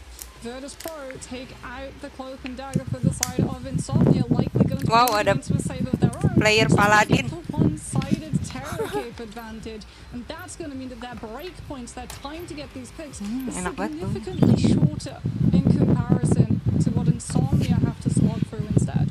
If you look at Virtus.pro's last few drafts, though, they have leaned heavily into this Star-Lord and that Adam Warlock composition. Insomnia have the possibility right now to ban that Adam and try and remove that flexibility, what Virtus.pro have been leaning on very heavily, and they do exactly that, forcing Virtus.pro out of the little comfort zone they've set up for themselves in these last two series. Oh, Insomnia trying to force Virtus.pro into Psylocke. Virtus.pro, by the way, still managing to secure Luna and Psylocke through this mix. This is why Insomnia likely also prioritize having that Loki, and they go for the save of Invis Woman so that you can use your Invis passive to dodge away from the auto lock of the Dance of the Butterflies coming on through. Sparker's Psylocke is something that has been talked about since Season 0, where players said that it was the best, not just in the Emea region, but in the entirety of the world. So to let this one go is definitely going to lead to a very interesting match. This is going to be Sparker versus the entirety of Insomnia's backline. Can they shut down this dive? Especially because it's not just the Psylocke that made it through, it's the Luna and the Captain America too. He's got all of the tools at his disposal. It's given them a lot of flexibility. So far, VP have shown the least amount of characters in Ignite, but we obviously have months of experience showing stuff like you said. That Psylocke, the first time it has appeared in Ignite for Virtus.pro. Will it be enough to try and break the backlines? Of course, they bring out that Kenapa nih ada yang berantem di chat? with it. We also see Relaxing Knights forced off the Invisible Woman for one of the first times. They Kok nggak ada? so consistently because that Loki Kok nggak ada did ininya sort sih? through the bad phase for them. Yeah, and Insomnia Nggak ada are not judinya? going to have the Magneto either, so they've got to go over to the Strange and the Hulk, which means that Demon is indeed going to be piloting that Wolverine. As both of Mana these judinya? teams going Nggak to ada be coming judinya. out of their spawns. The min-maxing comes on through. Jeff with the speed bubbles to get everybody out. Dark teleportation for Virtus.pro as well to give them a little bit of extra speed boost from coming on through. As Sparker on the Psylocke and Phi on the Star-Lord get ready to launch themselves into the backline. Wolverine sailing on path, looking for an early pickup. Virtus.pro on point. They have Iron Bulwark. They have incredible mobility. They're exposed to the event for the second time in 2 days. But Phi will be the first to fall without Adam. They do not return. The Star-Lord swaps immediately onto a Hela. Navix actually goes for the Venom to be able to jump in, tether multiple players on up. The Sparker to get the most amount of damage off. Demon gets frozen by Saipe but does not go down thanks to the Wolverine passive, and Insomnia still holding on. However, this fight has been going on a very long time, which means ultimates are about to be built up for the side of Virtus.pro. Saipe is spiraling towards that first fate of both worlds. Noxus trying to find a poke pick. Insomnia are starting to entrench themselves on this point as they have so much poke. We can see Demon hurtling around. Can he find the pick he's looking for? No. Virtus.pro entrenched themselves not on the point but inside the small room, and it's a space that Demon just cannot commit into.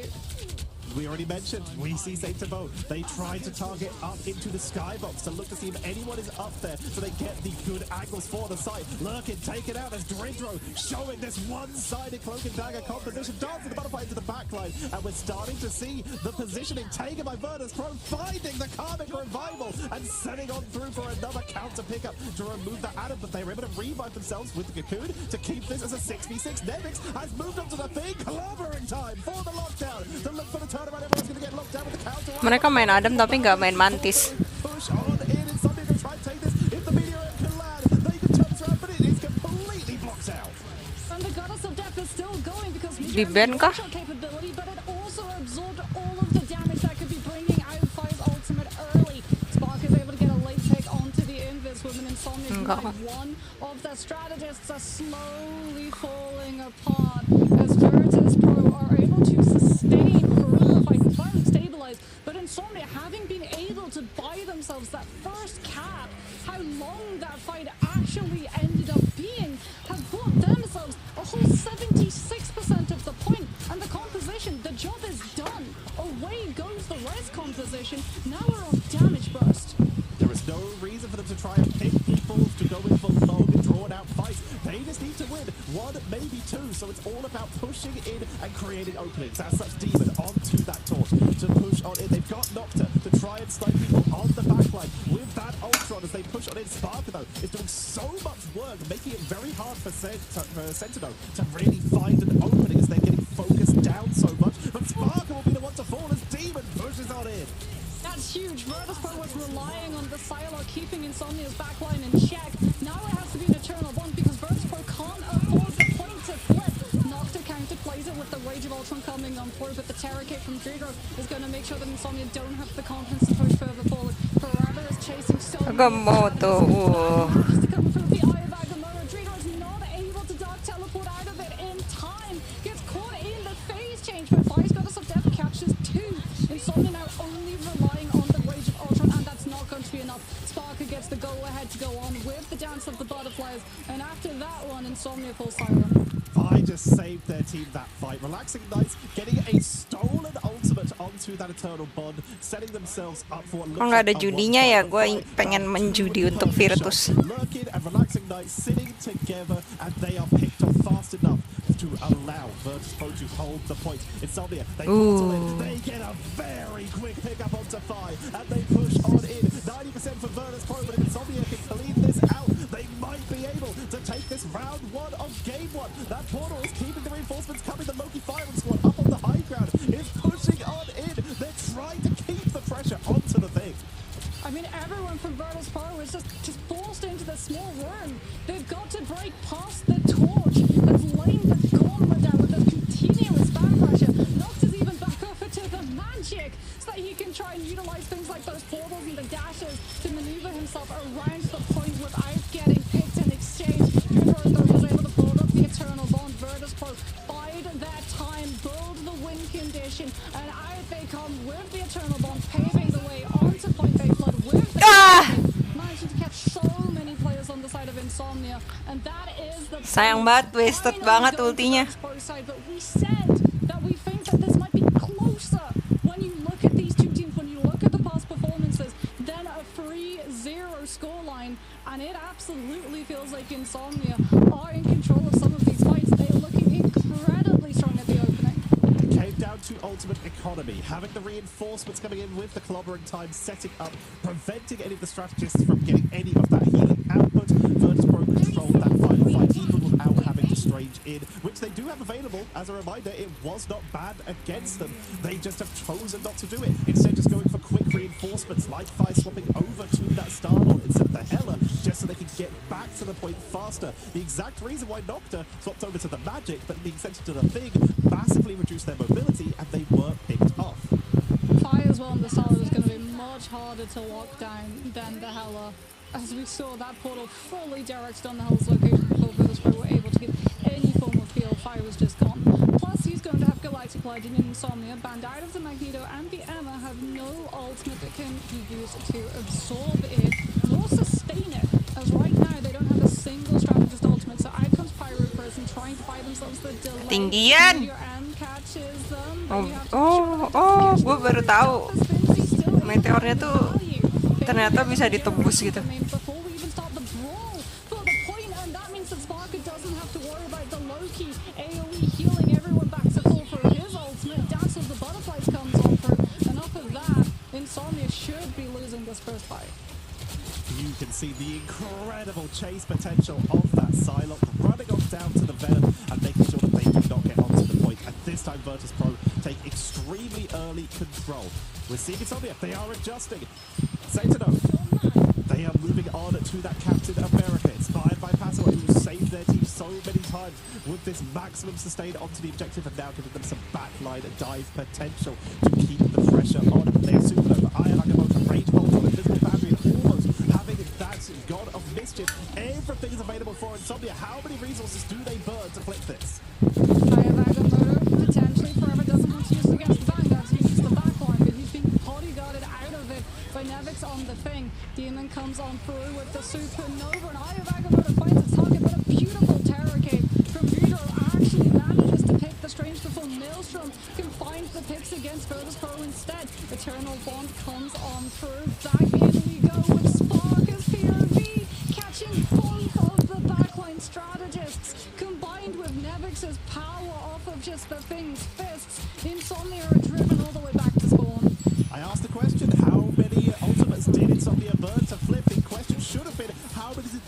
because it was more than what they used. They used Rage of Ultron. They used Eye of Agamotto. They used literally everything except for that invisible boundary that they had available, and it still wasn't enough. Virtus Pro repelling them here. This thing is putting in some absolute work on these long extended fights on the point. They use the Biz boundary too. They sequester themselves in a tight space, which means Nevix gets a free go of covering time. He uses it before Biz boundary. Loki tries to get the boundary off to save the team, but it's not in time to save the Loki. Major Freeze comes out onto Sentinels. He tries to just dive the backline and force Virtus Pro to have to turn their attention off of the point itself, but Fire's holding it down so low with the Galactic Legend. Insomnia don't have the shield pressure. They don't have the Rata. Magneto. They don't have any presence. And what looked like it was going to be a continuous back and forth, a very much chess into checkers match between these two teams, turned into a dominant Virtus Pro performance as we went into the woods. Very nicely done. We sort of add onto that Adam, thinking that might have been an option, but there was still that Psylocke, like you said, Sparker, just being allowed onto a different hero for once and proving that it still has a place. Virtus Pro with a solid opening. And again, we saw Insomnia moments of brilliance where they nearly took it. With Virtus Pro, that is vintage. Spark at 24-1 is actually insane. 53% accuracy as well on the Psylocke. 14,595 damage by 20 and 2. And one of those was when he just got immediately accosted by a portal jump. He got mugged essentially by the entirety of Insomnia jumping down saya- on top of him. Sampai itu Virtus ya, gue sering lihat namanya di leaderboards in game. Dia kayak punya 2 akun gitu, Saipe, dua-duanya nomor Saipe sama VP Saipe. Iya ya, VP Virtus bro. Dua-duanya masuk leaderboard, anjing gila, kayak gila. As well as the damage to be able to just fully punish the comic revival positions. And this thing, we have not seen it much at all. Getting massive kilometering times to lock them down. Yeah, you can struggle into these massive healer compositions, especially if there's triple strategists to make sure that you can try and sustain through these fights.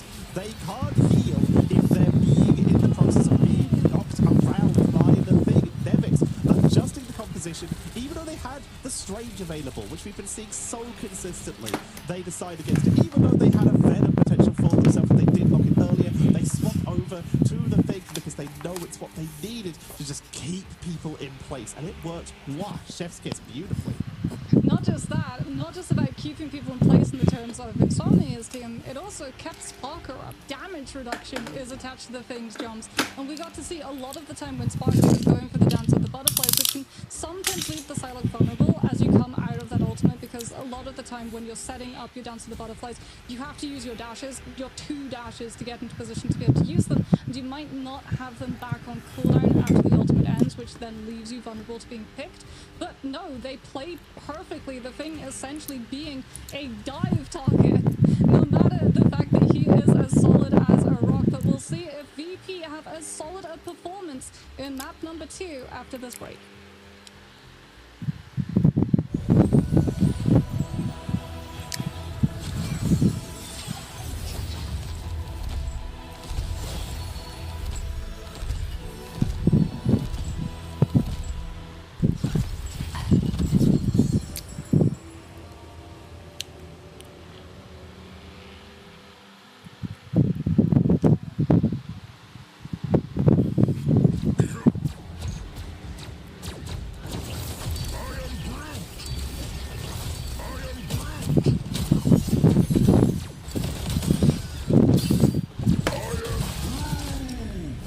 Double kill!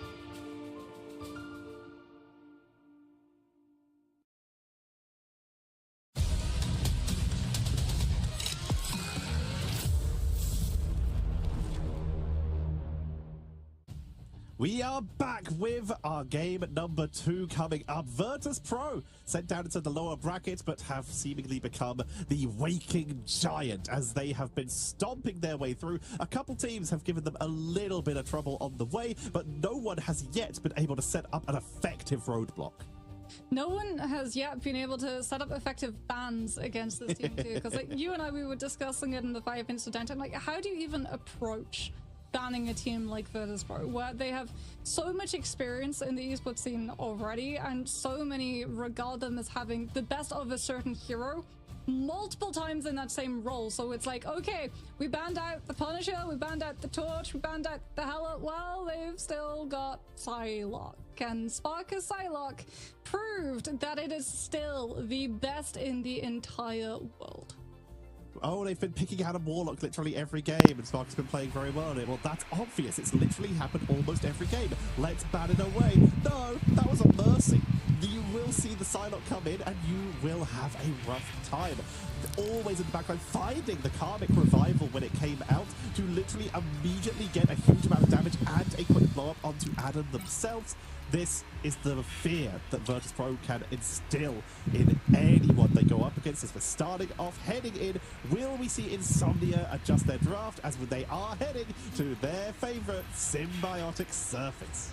Yeah, this was one that you and I thought was definitely going to be coming at some point in this series, and it is now, as Emea is going to get banned out. The last time Insomnia saved the low-key thinking that it would be able to shut down things like that Psylocke, still go for that low-key save. Maybe they want to pair it up with something like a Punisher so that you can use the regeneration. Berarti ini mereka 3 round apa 2 round? Virtus Pro continue VP harusnya. we saw of Vernon banning out the Luna and then Ini- grabbing the Magneto for themselves. Ini harusnya They're almost certainly going to get that one side Ini lower Magneto, bracket. as Insomnia will not Ini dia. have an opportunity to 3 protect kali juga anything berarti. until right at the end of this advanced pick and ban phase. So where else do they choose to go? How do you ban? We've talked about it, and you can see them taking extra time. They're going to start off simple. Get rid of the stuff that can protect the backline. Remove the Loki. This is a solid, safe first step. But where do you go from here?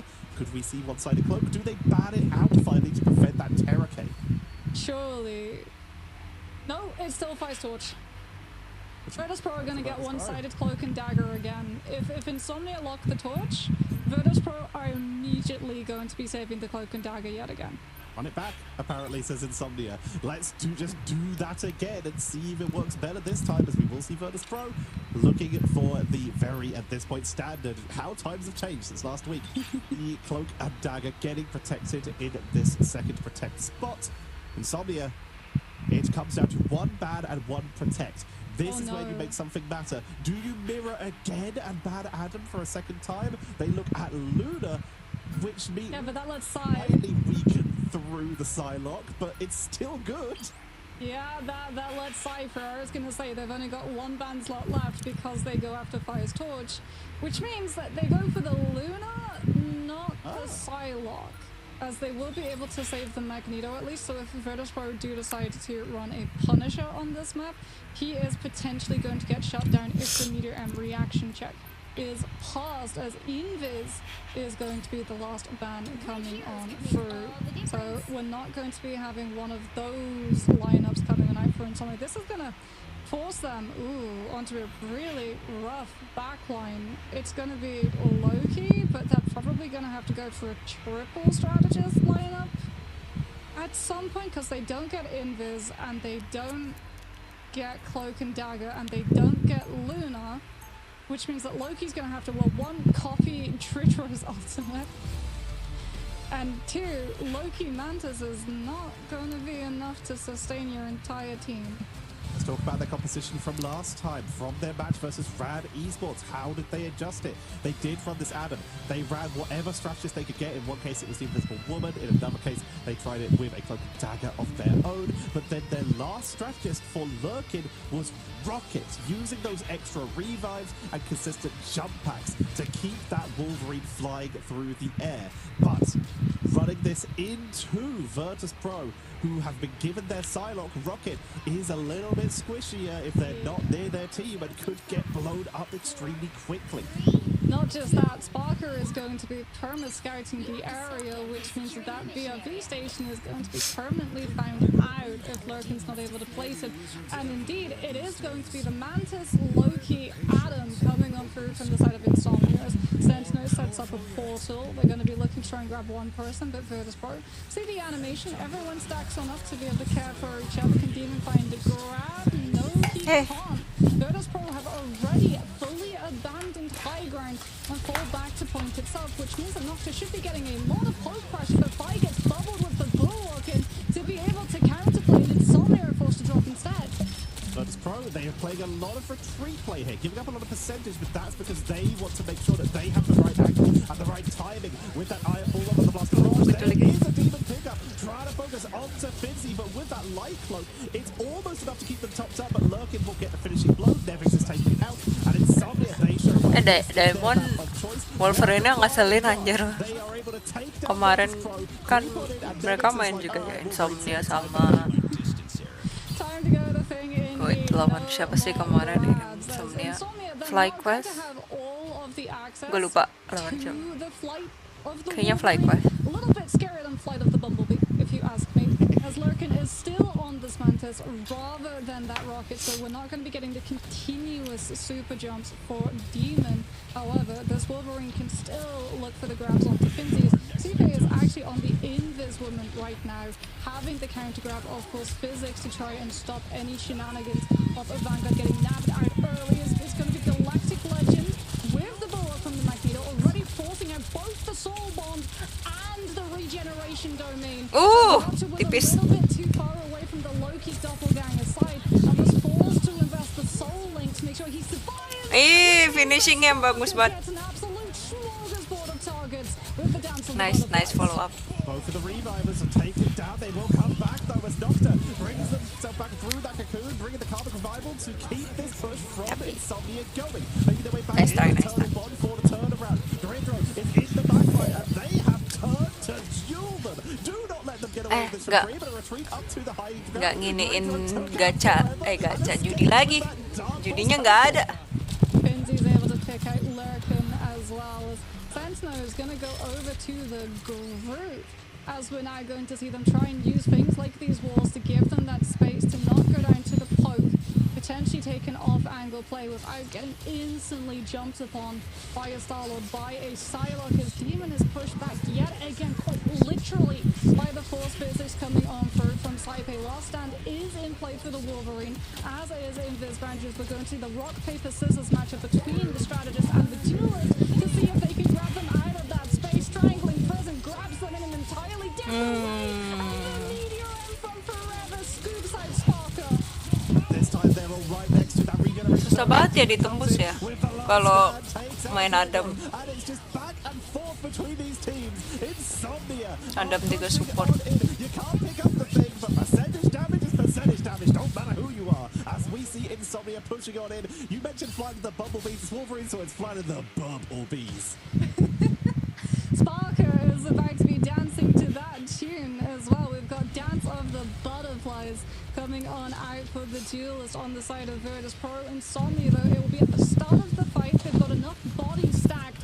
The Loki doppelganger is right next to Nocta. They're not making the same mistake of needing to overlap both the Regen Domain and the Soul Bonders. The fight is on the point.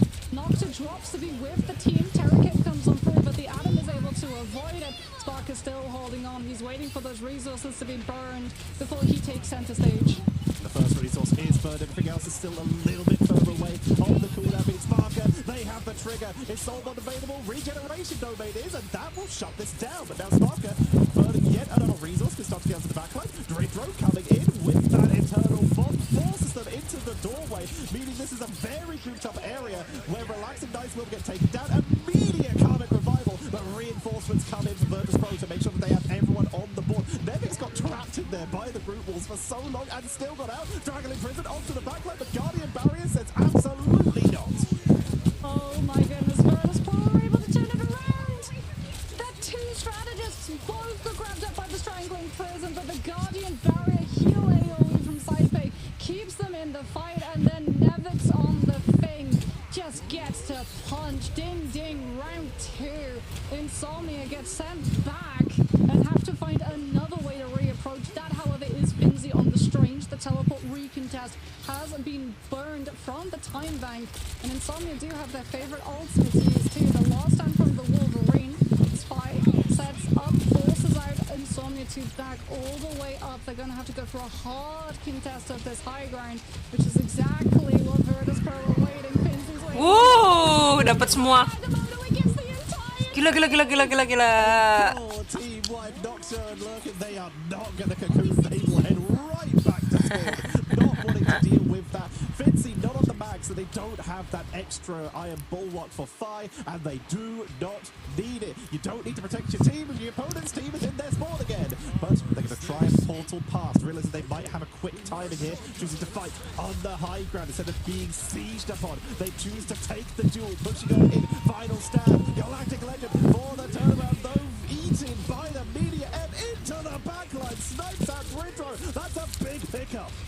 That's a big outburn though, and that's huge cooldowns invested. Phi with the Galactic Legend is still able to force out the regeneration domain from Galactic Knight, who goes for the God of Mischief copy to set up for an invis boundary as the actual invis woman gets sent spiraling out of theirs by the last stand. Insomnia are finding the picks, but they still have to deal with potential daggers coming in through from Sparker, who gets fully healed up by the dagger down from Druidor.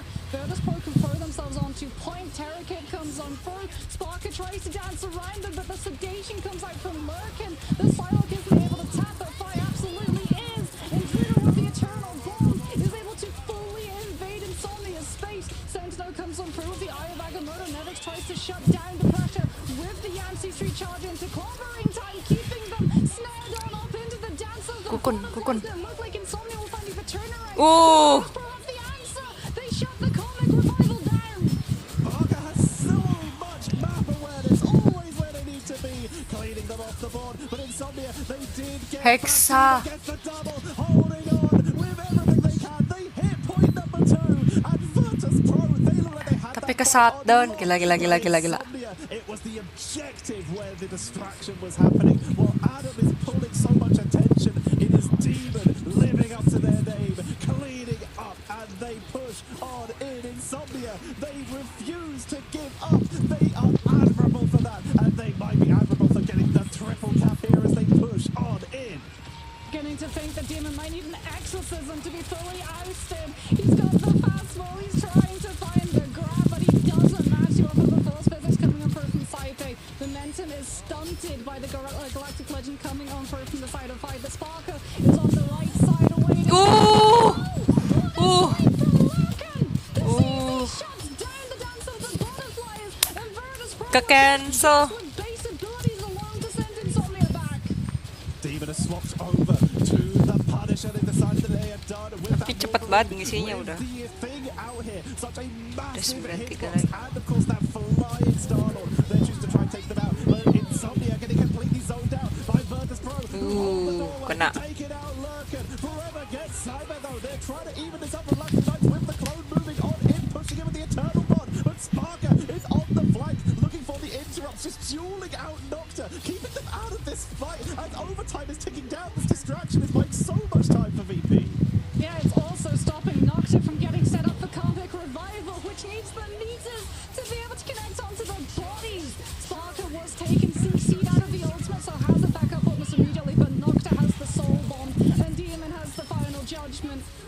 Lurkin over to the Rocket, also has the BRB, so if a trade comes on through, Insomnia will be able to revive their players regardless. It's an overtime fight. Insomnia incredibly comfortable with taking these on this map. Virtus Pro outcome the staggers, but there goes Sparker. Gets sent out of the mix. Nocta 2 now going to be safer now that the Psylocke has been denied the movement, the space to take down the Comet Revival. Oh. Galactic Legend! They Nggak ke-cover. to deal with it with the regeneration domain, and then Demon buys them the pick with the Punisher, and immediately Virtus Pro are losing ground in this fight. Comic Revivals come on through from Insomnia, but it's Virtus Pro's players that are falling entirely unimpeded as Insomnia's side. They've just got to deal with a couple of stray staggers. The Soul Bond is there to solidify. And Gila. the slow push of GG. Never give up. Never sleep when there is victory at hand. Insomnia just keep going every time. The swaps moving away. They see the thing on the board. They move over to the Punisher to just try and melt it. Immediately it's swapped over to the Venom to try and deal with that, to make sure that they're not going to be punished as hard. So Demon turns their attention onto Sparker. We are seeing the adjustment from Virtus Pro. They're realizing that, this different composition is a little bit rougher and we need some extra sustain of our own. They go back to Old Faithful. It's time for Sparker on the Adam Warlock. Dritro sticking with that Cloak and Dagger because it's insane. And Phi is going to have a lot of faith put in them on that Star-Lord. Yeah, I mean, the Loki is going to have really good sustain in the form of the regeneration domains.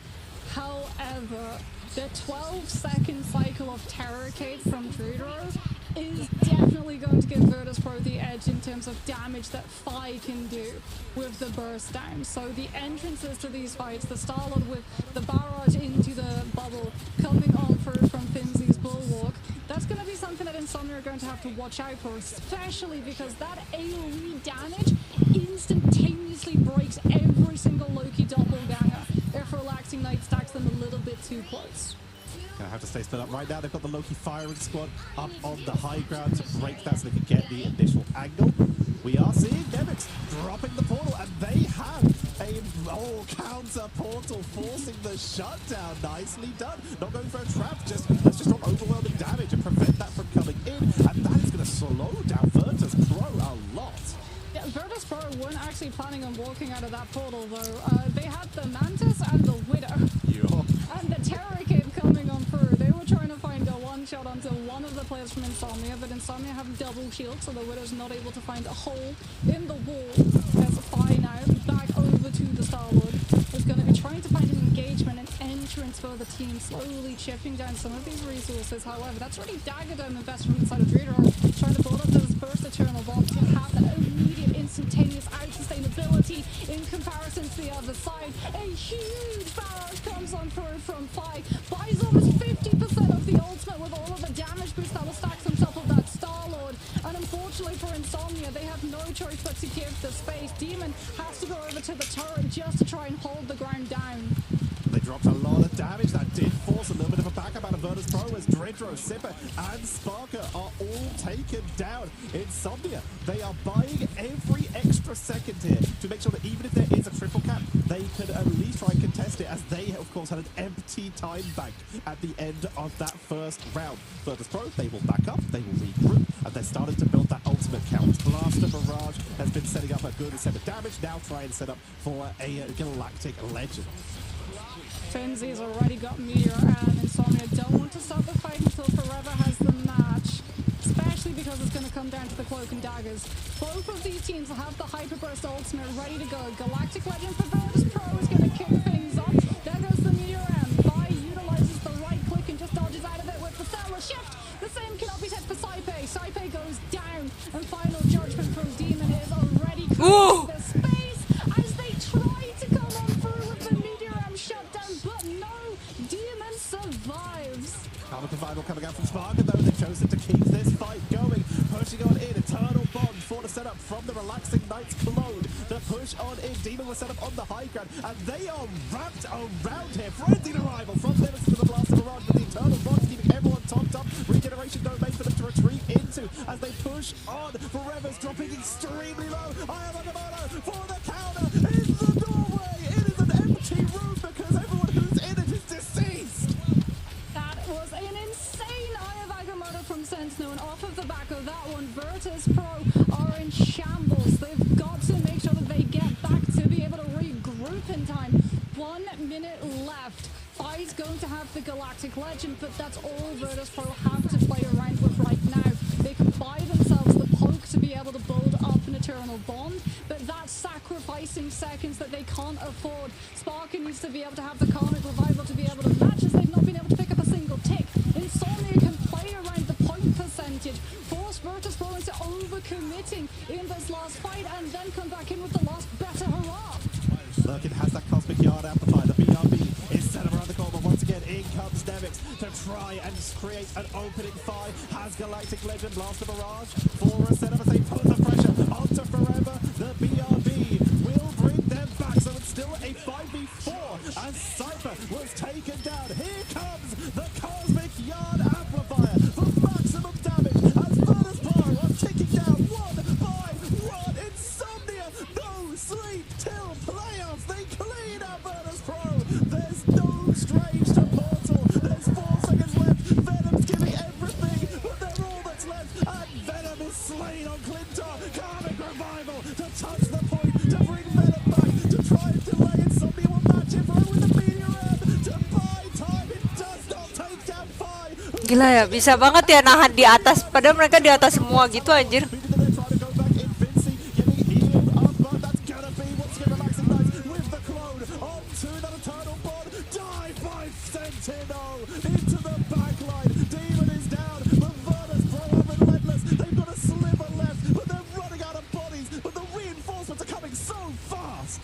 They've got the Terror Cape, they've got the Dagger Dome, they're trying to stabilize on the point. The Bulwark allows them to walk into the heal AoE, but Insomnia have a regeneration domain, which is allowing them to hold firm and strong on this point. Nevix has Feast of the Abyss, where's the Venom? He's trying to find him into the back line, and he's found it! Lurkin goes down, Nocta removed, Fight swaps over to the Strange to teleport back in and make a play with the melee off of the Terror Cape set up from Dreadro, and I believe the Virtus Pro might be able to find A after all. Insomnia tried to hold on, but Virtus Pro remains strong, and we go to B. Gila. Virtus Pro, they Itu casternya nggak napas anjir. Gue seneng banget sih dengerin castingnya Moxie. Seru banget. delays. Nevix has swapped over to the thing, seeing Demon bring out the Wolverine to again. Dia kalau nge-casting bikin orang nggak bisa napas anjir. The teams are mirroring.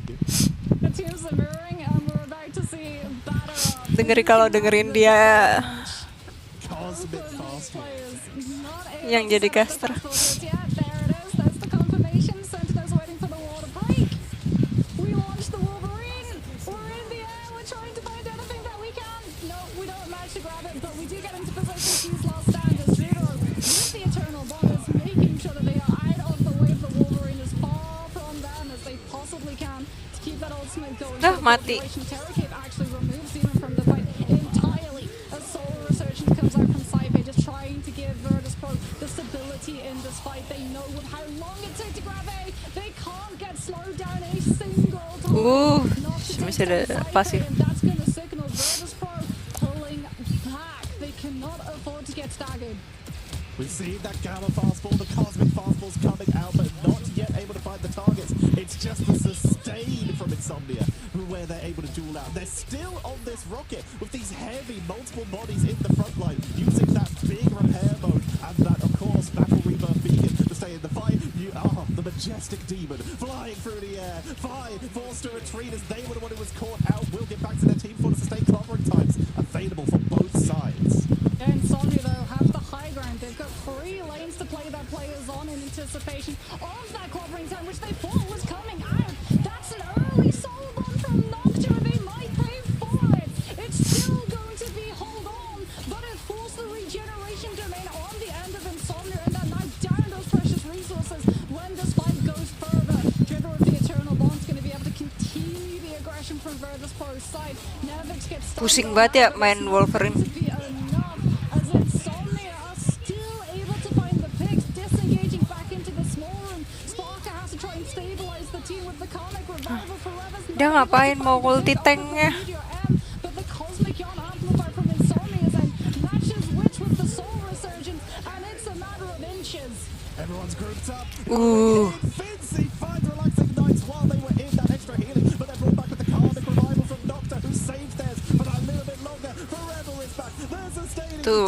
Itu nice save banget itu Cosmic survivalnya. Apa Adamnya? The last stand for the turnaround here. Finds Nocta, cleans them up. They have cocooned, but numbers are heavily in Virtus Pro's favor. They are mirroring Insomnia with these last second pushes. There are no bodies left. They look for a wraparound. Portal comes in to try and delay it with 2 meters and 64 centimeters left. Forever is immediately cleaned off the board. Yeah, Terror Cape unfortunately connects, and that amplified damage is too much for Insomnia to be able to stand. And now it is going to be Insomnia having to teleport back to the C point spawns which is going to give Virtus Pro so much space to be able to push up and ahead, as Insomnia cannot risk losing someone. Demon is off of the Wolverine onto the Punisher, trying to utilize the threat of the turret as well as the CC immunity of it to make sure that Fire on this Wolverine gets scout marked out before the fight can properly start. As we can see, Virtus Pro do have that eternal bond, but so far opt not to use it. They're waiting for them to feel truly comfortable that Insomnia are going to be forced to part with so many ultimates, and there it is. Eternal bond in. Insomnia don't have the space to be able to give to disengage it, and the Terror Cape hits the maximum amount of players on the team, but there's no follow-up as Insomnia just give the space, but that means they give the ground on the objective too. Eyes looking for flanks, looking for anyone. If they can get Demon, that would be huge. Knocked back by the man, counted off the Magneto, but they're topped up. Final judgment for the push-in, and they're gonna commit to it with 23 seconds left.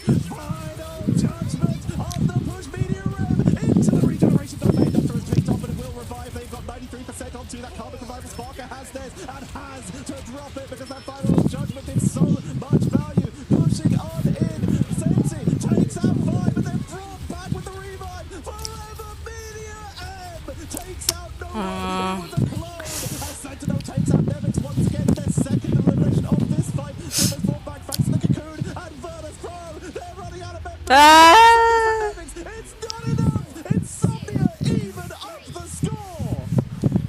Anjir. That resource symbiotic surface, you and me, we've both been discussing how we think Satu this sama. match is gonna go. And we were like, yeah, Insomnia for sure pull symbiotic surface. For sure they pull symbiotic surface. It's the best map. They've looked insane on it. They've come out from just amazing, impossible turnaround scenarios. 30 seconds they had to be able to beat Peps in an overtime. 5 round. The full push. It is no surprise that they're able to slow and then permanently halt Virtus Pro. As, oh my goodness, just both of those two teams, the fights that went on so back and forth, so long. Triple res against triple res means that these fights, they don't just stop. They continue after you find the pick because you have to account for Cocoon revives, Comic revival, staggered plays coming on through. And when you've got one side with a Loki and one side with a Cloak and Dagger, every single bit of those resources can stop an ultimate, can stop a pick from coming through, can win you the fight. Sparker put on one of the games of their life here. They got 23 KOs there. Just the final hits alone, excluding like that grand total that they got by contributing across that Psylocke and that Adam Warlock. But Demon was just living up to their name, as we keep saying, because they knew exactly when to swap. When Virtus Pro tried to move into the Thing, they quickly swapped to the Punisher. When they start to try and dive with the Venom, they turn around and deal with anyone on the flank, especially Dridro, as they kept trying to move in with that Terror Cape. This was an incredible performance by Insomnia, or definitely was looking to be their favorite map so far, and they're taking us into a game at number 3 in this best of 5 with the teams evened up. Yeah, and I mean, Insomnia, the entire team as well, making sure that the Punisher finds the value. We saw so many times, especially on C, like Meteor Am from Finzi, sent Demon's Way, survives it because Relaxing Nights comes on through with a clutch regeneration domain on the Loki, and gets an amazing God of Mischief copy as well to make sure that the Punisher is fully healed up to be able to forge ahead with that final judgment. Every single player on that team understood that when we passed into C, so much time had been just denied to Virtus Pro on both A and B that they needed 2 fights total to be able to fully shut down C, and that's exactly what they play for. Final judgment buys them the picks, it grabs them the space back, and VP, they're forced to just invest Comic Revival in a really bad position where everyone can immediately round the corner and try and put pressure off of it. Dridor is able to peel for somewhat of that space off of a Terror Cape coming on through, and the blind comes out, and Comic Revival is over 10 meters in front of the player who does get blinded, so they don't see anything that's going on. But Virtus Pro, you can tell like how much troubles they had on C because they knew that they wouldn't be able to fully regroup, but will be regrouping with map number 3 after this break.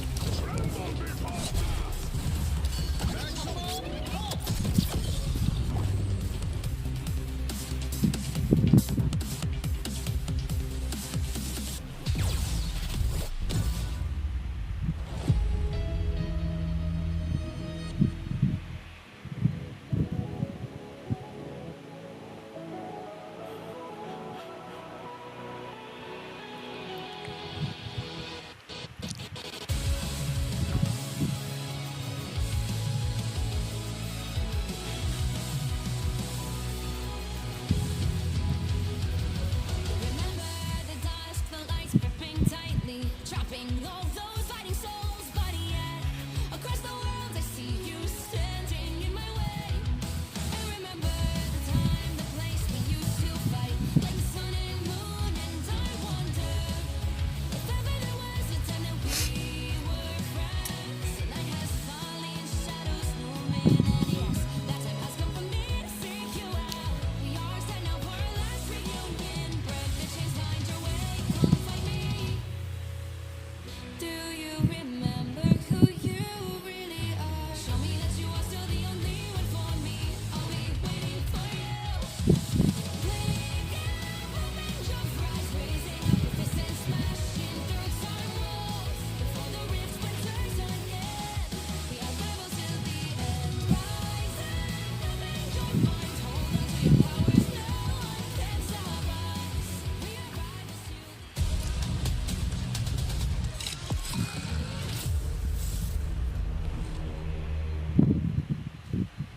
Well, so far our predictions for the day, Tetcha, are bang on the money. Not sure about you all in chat though. As Virtus Pro versus Insomnia, I know a lot of people are anticipating it to be a 3-0 sweep, but no. Insomnia dig their heels into the ground and say, we will not give up. We will fight you through overtime after overtime to be able to full push Symbiotic Surface. And now the ball, just like the Wolverine fastball, is fully in Virtus Pro's court. Where do they decide to take us? This is not a situation that Virtus Pro are unfamiliar with. They have been in this situation where they've lost maps against teams before. Peps, for example, they've made it. Obviously, Berber Patapim, Zero Tenacity, Luminosity Gaming. They have experienced losing maps. It's series where we've seen it so rare, which is why it was so exciting when Rad were able to take that victory against them and knock them down into this lower bracket. And Insomnia, they have shown something so scary that Virtus Pro took aspects of it to try and counter it, but Insomnia, having more experience, they adjusted faster and were able to take that map number 2. Virtus Pro, though, you talked about it earlier. They used to struggle a little bit in terms of domination. Now they're still not going to be able to play that yet because we're in the best of 5s. They have to choose a convoy map to go into for next one. Yes, but then the map after that one, it can be domination again, Tetcha. It can be domination again. We're in the BO5s, which means that we can potentially see more than 3 maps. And the way that that is going to work is that you can't play the same map type twice. However, when we had 4, it essentially gets fully reset. So if you wanted to, you could play a convoy map immediately after this, but more than likely, if Insomnia lose this, they will be taking us to a domination. As Virtus Pro decide to take us to Midtown with an Emea ban right off the blocks immediately, and Insomnia yet again going to be saving the Loki from Relaxing Nights, which has been the saving grace of a lot of Insomnia's fights. These regeneration domains have been working double, triple time, you could say. This is the first team that has let Insomnia get onto that Loki, as Relaxing Nights up until now had one of the smallest hero pools of any player, only playing Invisible Woman up until this series from the research that we were able to have a look at, and now getting Loki almost every single game and showing so much power. They have stolen so many of Virtus Pro's Eternal Bonds that it's like they're essentially playing Cloak and Dagger. Yeah, and Insomnia too are going to be able to come on through with the actual Loki ban against Virtus Pro. So no God of Mischief coming on through from their backline, as Virtus Pro once again are going to be going for the one-sided Cloak and Dagger. Insomnia target banning out Fire's Torch. If it ain't broke, don't fix it, as we've seen that in that last round of Symbiotic Surface, they were able to deal with Sparker's Psylocke. They weren't able to on Domination, however, though, so I would imagine Virtus Pro are going to want to try to have that one in the back pocket once more. That one-sided Cloak and Dagger has done so much work for them. Here's that protection onto the Magneto. These drafts are identical. They have yet to adjust anything from game to game here. Virtus Pro, with their final ban out, is it going to be anything different? Adam.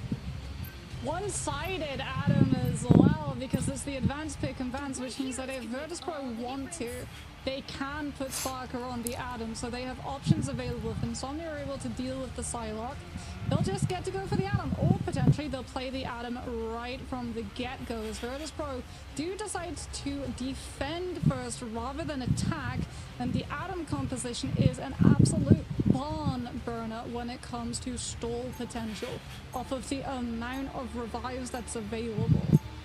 It also allows you to just get damage boosts onto potentially a Punisher if that's the route you want to go, set up a culling turret on that first corner and make it incredibly difficult to break out of spawn without having to commit to something a little bit scary, a little bit scared but weirder, like that Penny Parker rocket hold that we did see earlier on in the tournament, but has fallen off as time's gone on.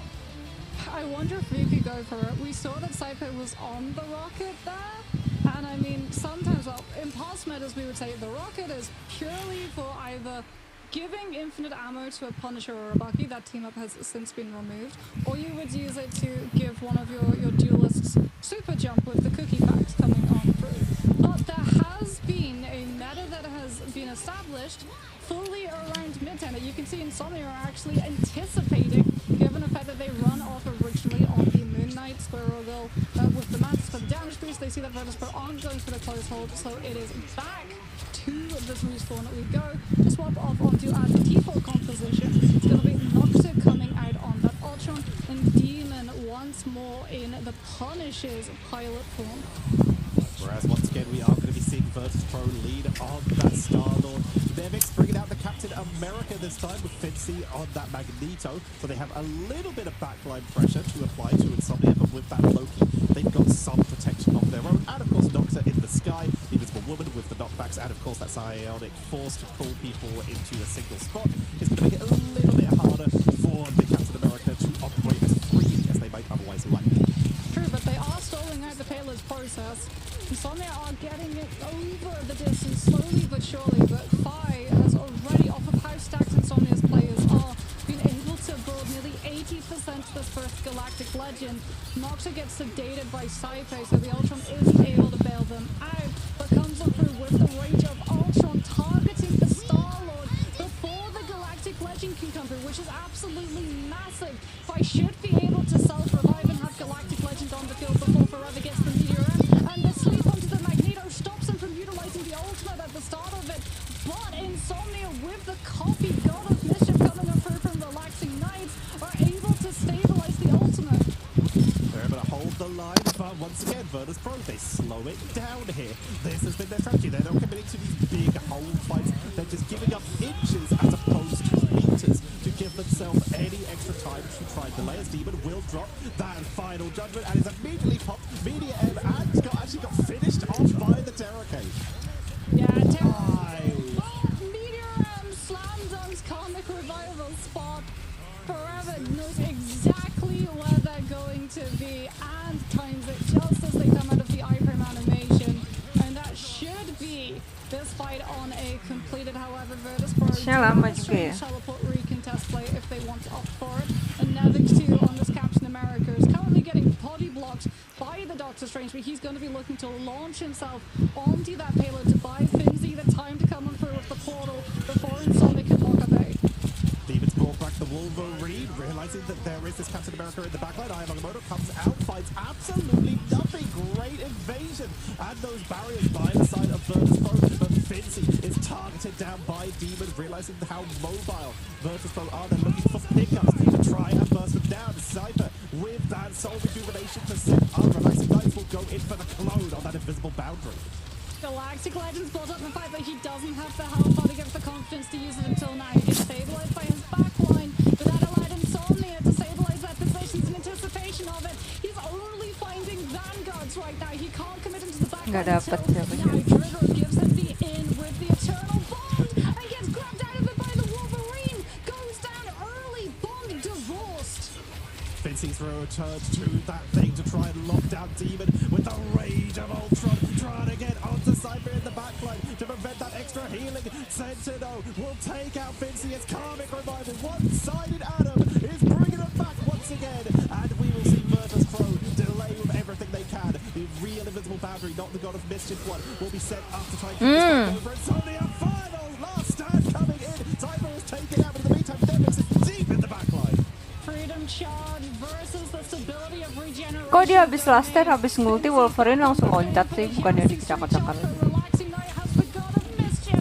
It gets the copy onto the invis boundary and fires forced out. Cypher's got the soul resurgence. We've got the Meteor M off of the Eye of Agamotto, the wombo combo from the two Vanguards. It's an overtime play. It's all Virtus Pro has left. A soul bond comes on through a desperate attempt to get five. The damage to both the Galactic Legend before Insomnia bought anything to counter it. Out comes the Veil of Life Force from Trigger to keep the Vanguard stalling that payload so that fight on the offlane can come on through with the ultimate. But he gets grabbed. He goes 2-1. The Vanguard's a fallen. He has no choice but to throw himself directly onto the payload to contest it. And Demon is licking his lips and lying in wait. Gonna go back to spawn, not gonna let the Cocoon keep going, and yet another overtime point grabbed by Insomnia as they make their way in. Phi has been an absolute menace of this man from Missouri, but they have yet to be able to capitalize and put a stop to Insomnia as they are resilient. Keep pushing it, and they keep swapping Demon. Every time Nevix moves over to the thing, the Punisher comes out. Every time they swap off back to the Captain America, the Wolverine appears. And every time they need to hold a point, the Wolverine comes back to force people off the point. Insomnia are so quick with their versatility as Driddro is going in for another basically one-man army into the backline, looking for anyone who's out of position.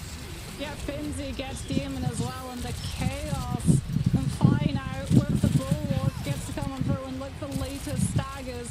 Insomnia's A push was slow. 1,000 cuts essentially of payload objective pressure, and now they've been dwindled down to only a minute and a half, and off of the back of that early pick onto the Punisher, which is, like you said, now a Wolverine because Nevix is over to the Captain America. Insomnia have one good fight left, and they know that they're not going to get cleanly out of a choke, so a portal play it is. Rage of Ultron comes on through from Noctur at the same time as Lurkin drops the invis boundary to make sure, guarantee that Insomnia all survive the portal, and Virtus Pro is back on off and allow their players to get traded so they can get brought right back into the mix with Comic Revival. Cepet banget ya dia nge-charge ultinya. P.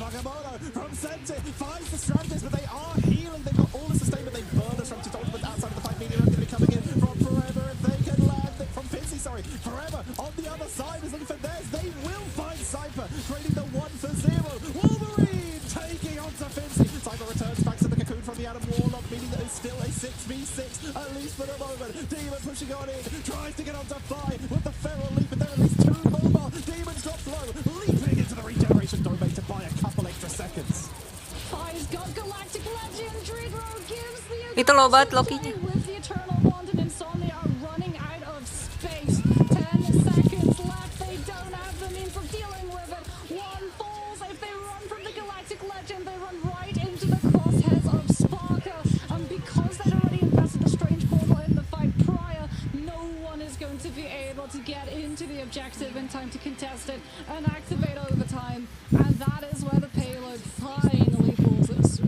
Technically over halfway, 1.100 meters, almost all the way to that back line, all the way to that point B. They were able to hold Virtus Pro now on the attack, and they're sticking with that Captain America, looking to pressure the backline. Sparker has once again shown that they are incredible on this Adam, and making it one-sided is working a little bit better for them than it did for Insomnia. Do Insomnia actually commit to this Namor? It's gonna be rough. They don't have the Luna. They don't have the Luna, so they can't damage Ant the Horn of Proteus, but they might well go for the Namor because they're anticipating Navix on this Captain America just being the cap amongst the pigeons, or I guess the cap amongst the enemy team's backline. And you need something that's going to be able to stop the Cap America from just getting so much space for Fire and Sparker to do. Aduh, sorry guys. Pilek tiba-tiba. This is how they adjusted in their latter half of Symbiotic Surface in their match versus Rad. They brought out that Namor to try and deal with people diving onto the backline. In their case, it was the Torch playing a little bit further back and the Venom trying to dive. But instead, we'll see them use it for a little bit of a hold back jump scare as they lane. And Jump Pro, scare. once again, expecting a spawn hole, do start off on the Black Widow. Game ini tuh gak serius banget anjir, bahkan even screaming, bahkan even streaming ininya, turninya.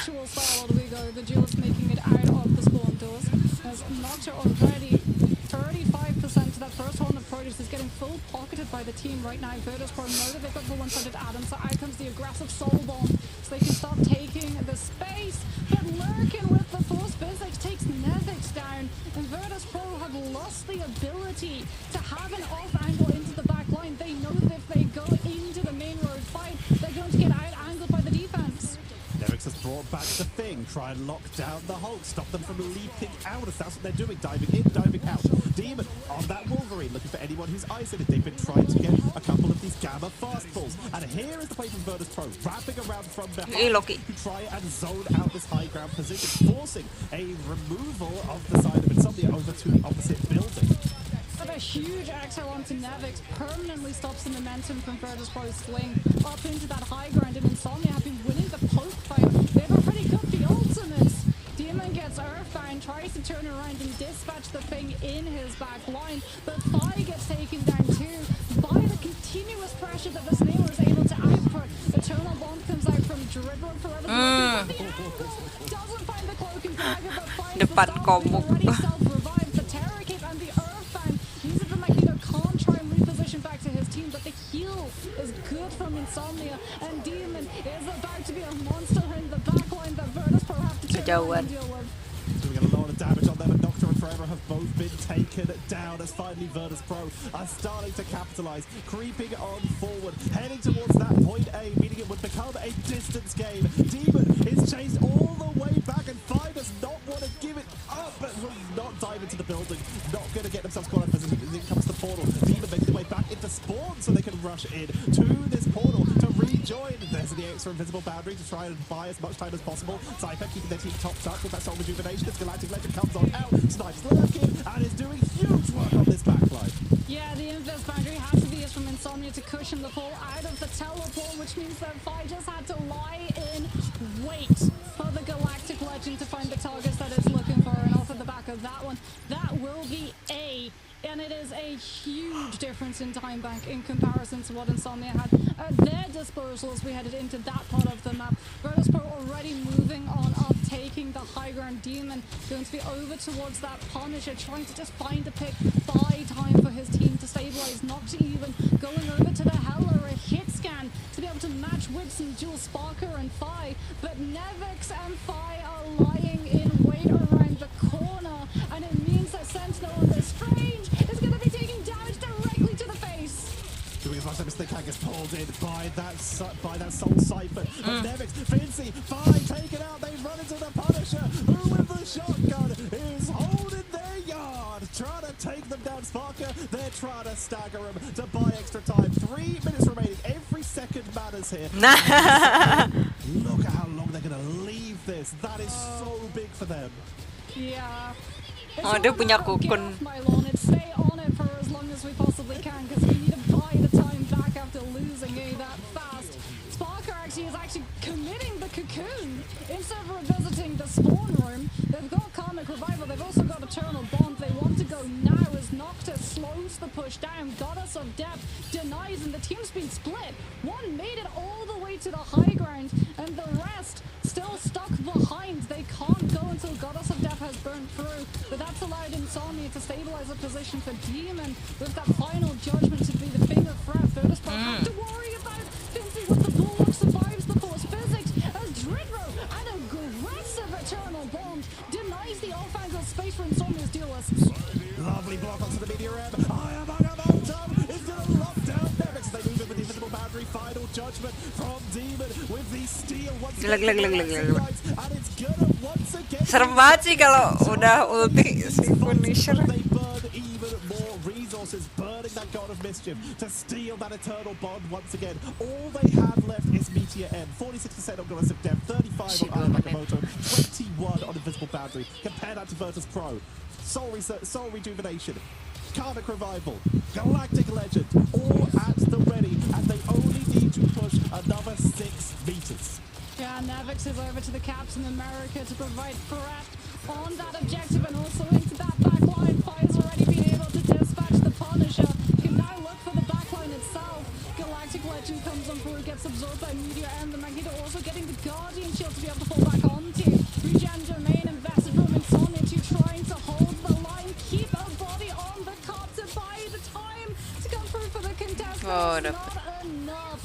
Virtus Pro knew they just had to slowly inch that payload closer and closer to the finish line every single fight, driving Insomnia's resources further down and further down until eventually they hit rock bottom and the revive composition could come on through, swing the first stage of a fight. If it goes south, it's okay. You've got the reses. You can out-sustain your opponent. An incredible sustain, like you said, the one-sided Adam for those out sustains. 3 round, 5 round. They tried to adjust, and they were winning fights, but you can only win so many fights if your opponent is infinite. Consistently coming back, consistently piling on the pressure. 20 KOs for the side of fight, 26 for Nocta, who really put on a huge show for their team to try and turn this round.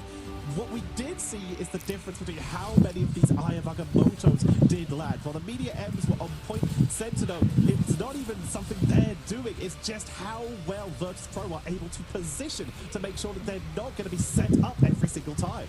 Yeah, and I mean, even if Eye of Agamotto does land, Virtus Pro have the resources that they've always put to the side in anticipation of that ultimate coming on through. Sparker with the Soul Bond Cypher as well, making sure that we've got the most amount of seeds to set up for the kills, and then Dridro, the Veil of Light Forces coming on through from this Cloak and Dagger for that 15% kill boost that just allows them to survive past the breakpoint that would normally break the Camel's back. When you look at the damage that the Strange can do with follow-up of that Maelstrom of Madness.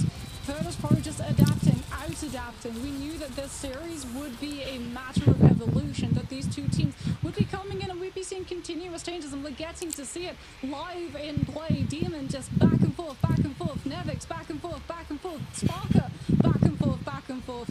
Now we have to see where the coin lands. Is it going to be a domination map that Insomnia decide to take us to, or do they flip the script entirely and take us to another map? We've still got some good convergences and convoys like that, although we did just see the convoy getting dropped here. So potentially if convergence is an option, we have Dracula's Castle at the ready. But we'll have to find out, as we're going to be heading to a quick break. And when we return, we will see if Insomnia can create the resurgence versus Virtus Pro, or if Virtus Pro will punch their ticket to the quarterfinals. Don't go anywhere. We'll be right back. AFK dulu ya.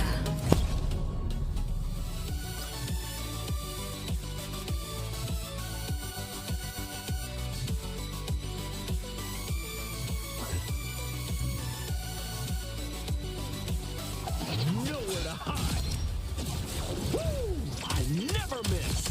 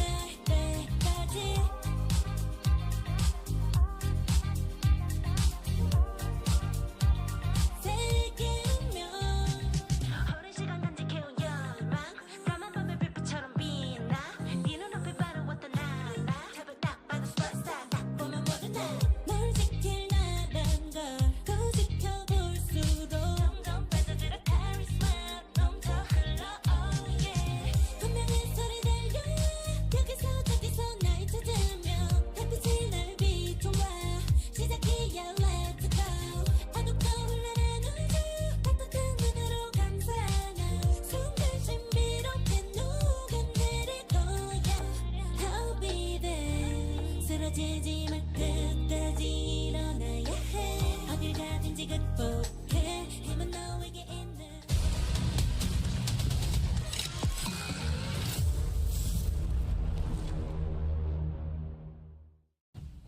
Virtus.pro now one map away from securing their spot in that group finals and getting that higher seed. But Insomnia have been taking them to the limit over and over again. But they just can't seem to tip it over the edge sometimes. As this case, Virtus.pro were able to lock them down.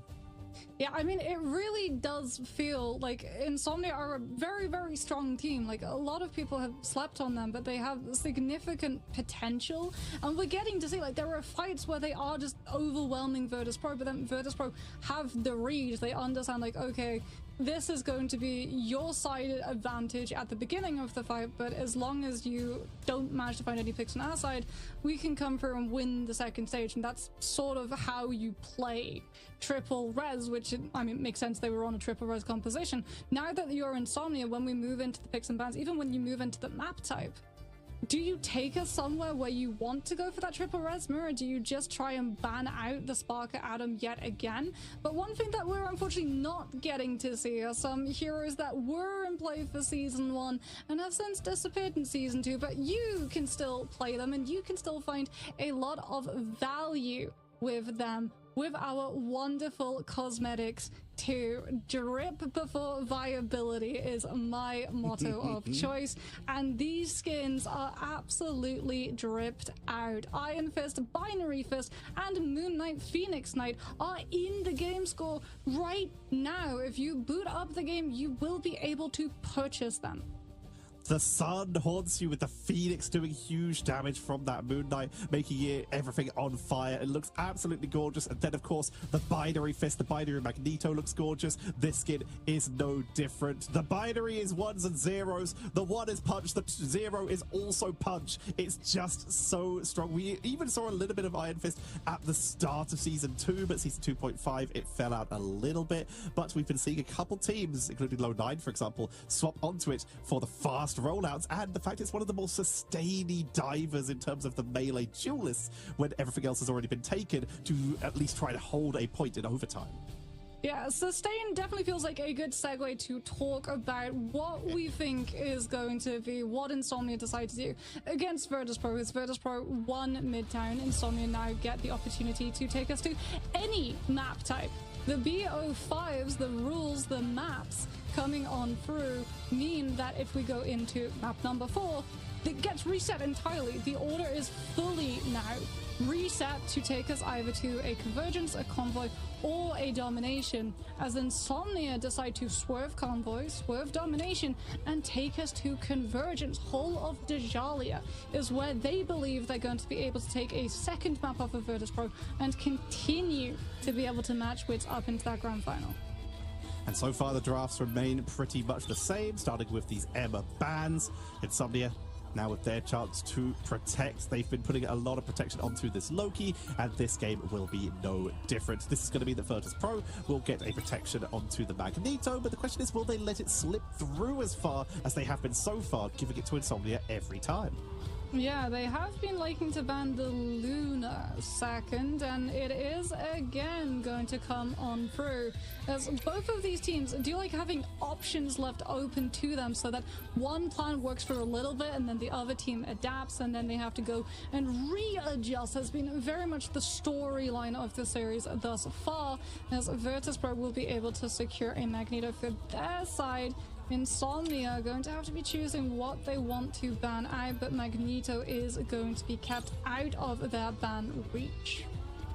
Virtus.pro with the, so far, one-sided Magneto. We'll see if that does continue, as once again they've let it through every time so far. Insomnia, though, not going to let the Loki through, continue to keep that one-sided. But so far, they have given over that Cloak and Dagger almost every single time, and it looks like that might continue as they look at that Torch again instead of the Cloak and Dagger. There's just so little time to fit everything in when you know that these are such big priorities. Well, you said it yourself, right? Relaxing Knights has had God of Mischief up so many times, they might as well be playing Cloak and Dagger. However, that Terror Cape, that 12-second cooldown cycle of it, has been one major factor in bailing out Virtus.pro in these long overdrawn fights between the two, where having that 28% increased vulnerability on whoever gets hit by it has bought them the ability to absolutely burn a player of Insomnia if the ultimates aren't around to sustain.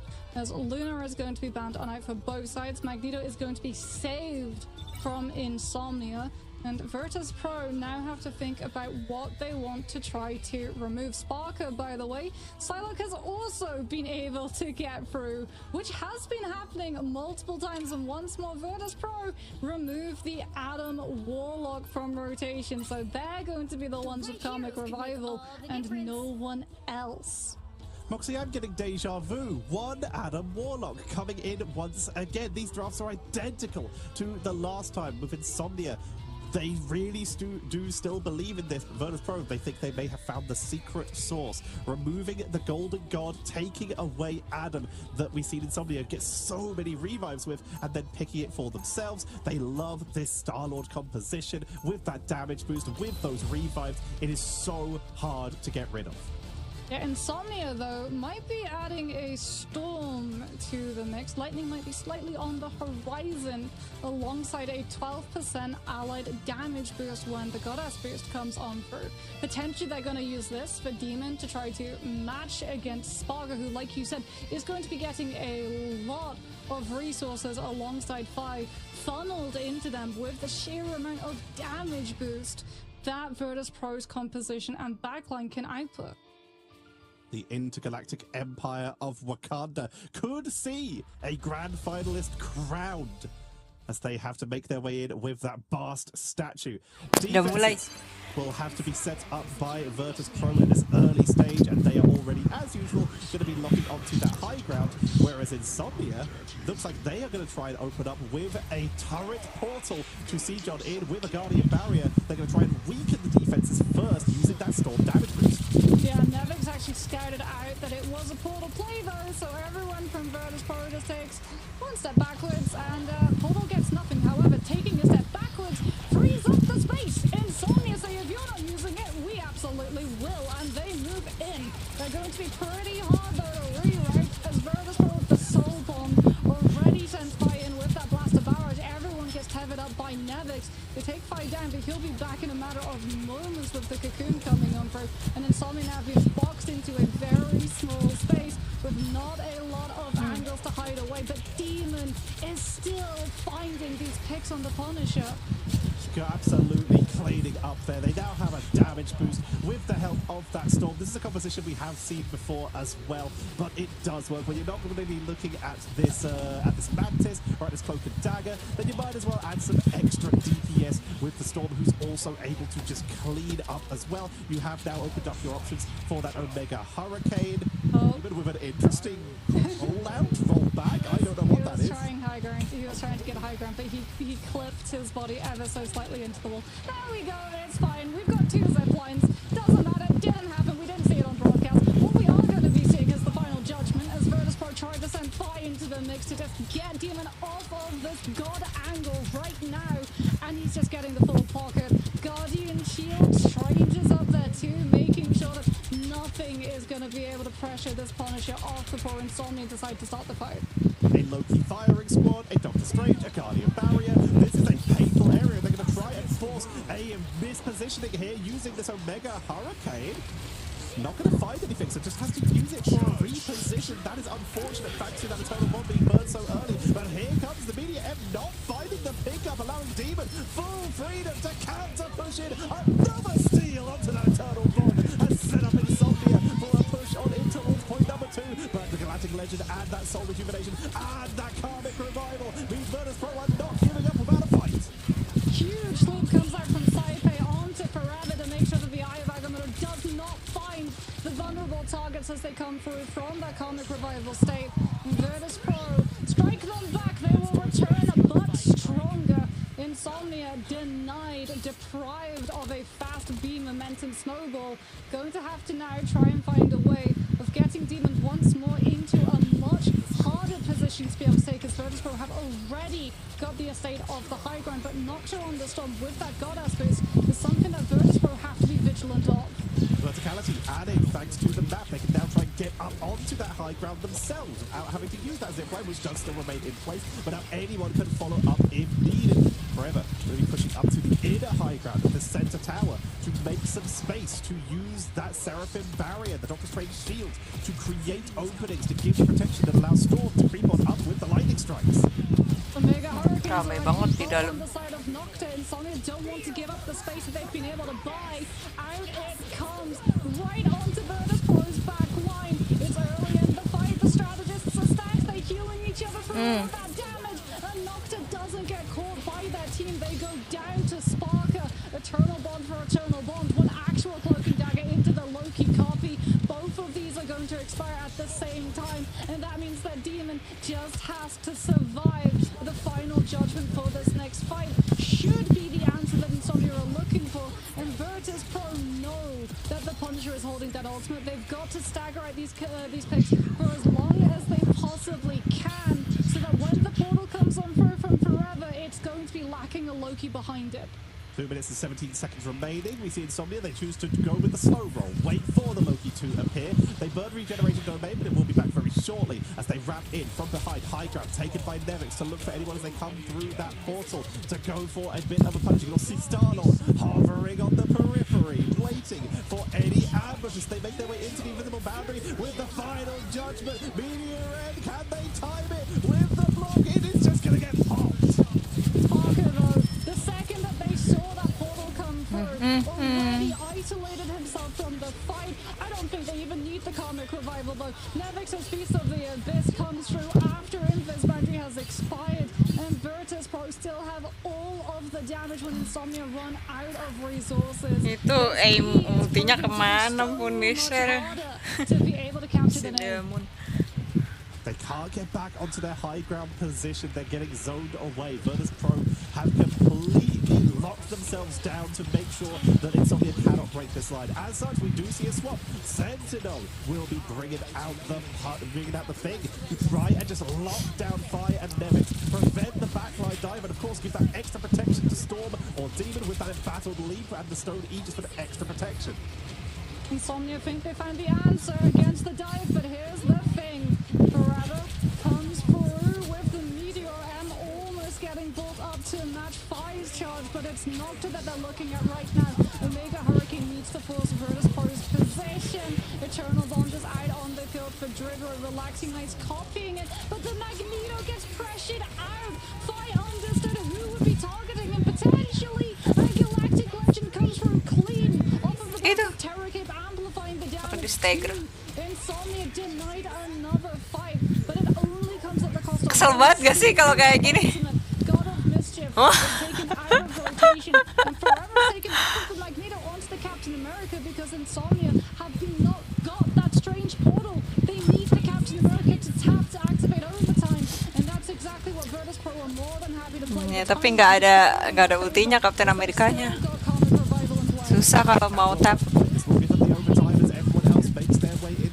Every person who goes down now, you'll see them swap onto fast rollout characters to give them the turnaround. Nocta is going to be playing the game of chicken, coming in with that Omega Hurricane and the final judgment. They're just going to go for overwhelming presence, and it's working. But Sparker has hidden in the corner. Karmic Revival as they wait out the remainder of the final judgment. Immediately, Demon up to the high ground, culling turret to try and buy every extra second. That can't make his way forward. Fincy finishing off Nocta as they move on in. The feast from the abyss.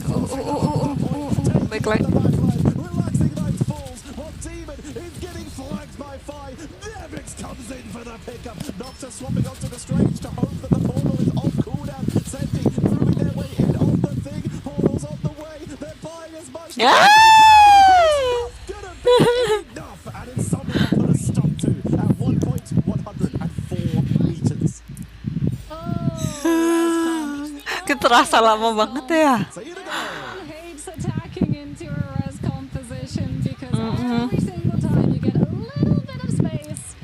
Ya anjir, Rescom Guardian of the Galaxy itu kayak apa ya, hidup terus. Jadi kayak lu percuma banget anjir kalau mau apa? Kalau mau pop up ulti capek-capek di farming mereka mati terus dihidupin lagi. Ngeselin banget sih. Ritro is going for penny bombs from the spawn to try and set up. If they find this, they're going full spider team. I don't know how much of this is going to make it out, but look for that feed to see if anyone from Insomnia gets caught by Spider this. team. Surely no. Surely Rip. no. Take a little bit of time for them to walk through the doors on Garage, but I would assume, given the composition, that everyone on the side of them are on. No one's going to be playing to Garage. We're all going to be posted up on the high ground to make sure that our dealers has as much space as possible, especially because Notcher on this Howler. It's go broke or go home. This Howler needs to find these picks, at least with things like that Soul Drainer. You're going to be able to grab someone and force their position, but you do have to worry about being jumped on by a strange portal. So we can already see that Insomnia are playing everyone very much close to home. I has started with Spider-Man. They might be looking to see if they can get a quick isolation onto someone. Sentinel, once again, on the thing to try and punish it. That will force fight back onto the Star-Lord, but to be fair, it's been working extremely well for them.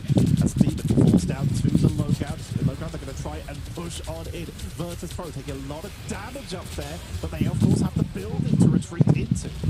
What a huge Soul Drainer from Nocta connected onto 4 players. However, Dreadrose is rocketing towards this first Eternal Bomb, and there's no one-shot potential on the side of Insomnia. They're going to be able to use it to forge aggressively off of the high ground right into Insomnia's entire forces, and that's going to include point possession as well. Terror Cape comes on through. Nocta is forced back. They have to try and stabilize. Finzy's even on the Captain America just to have the disruption factor against Insomnia, but Relaxing Knights has also been able to keep the pace with the ultimate charge. Out comes the God of Mischief. Their own Eternal Bomb has now been forged, and Saipe has to answer back with the Soul Resurgence. The Q Executioner! The Terror Cape off of Dreadro will absolutely do. Kejauhan. Demon is forced into investing the final judgment, an ultimate trade that Virtus Pro are more than happy to make. Yeah, wasted. Burned everything and Insomnia backed away. They were able to survive it all.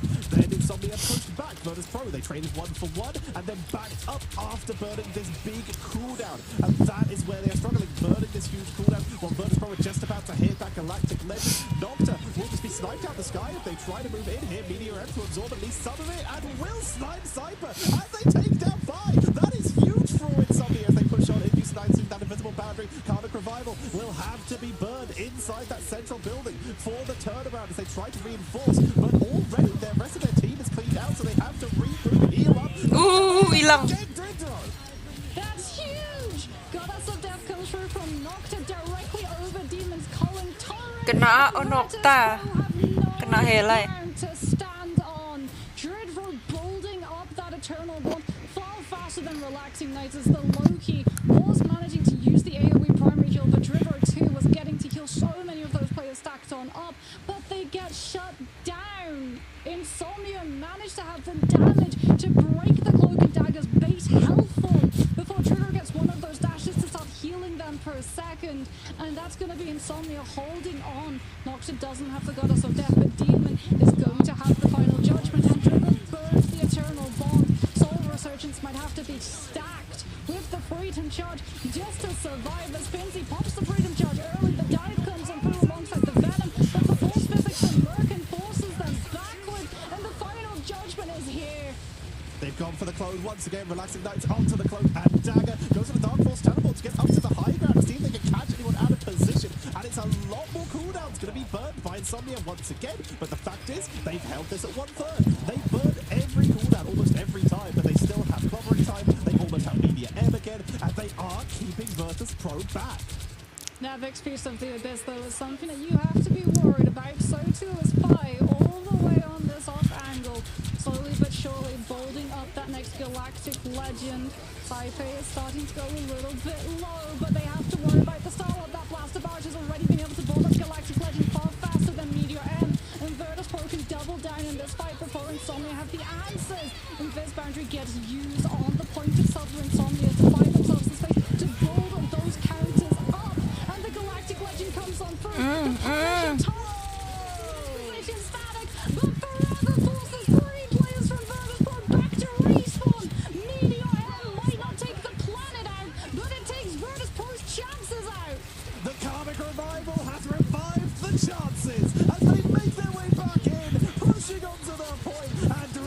as the Terracade. It is Insomnia being sent to sleep on this first point as Virtus Pro break the line. Gila, gila. Seconds Nice. remaining, and the Statue of Past Nice is defense. activated. Oh, and potentially Nice a try. stagger kill.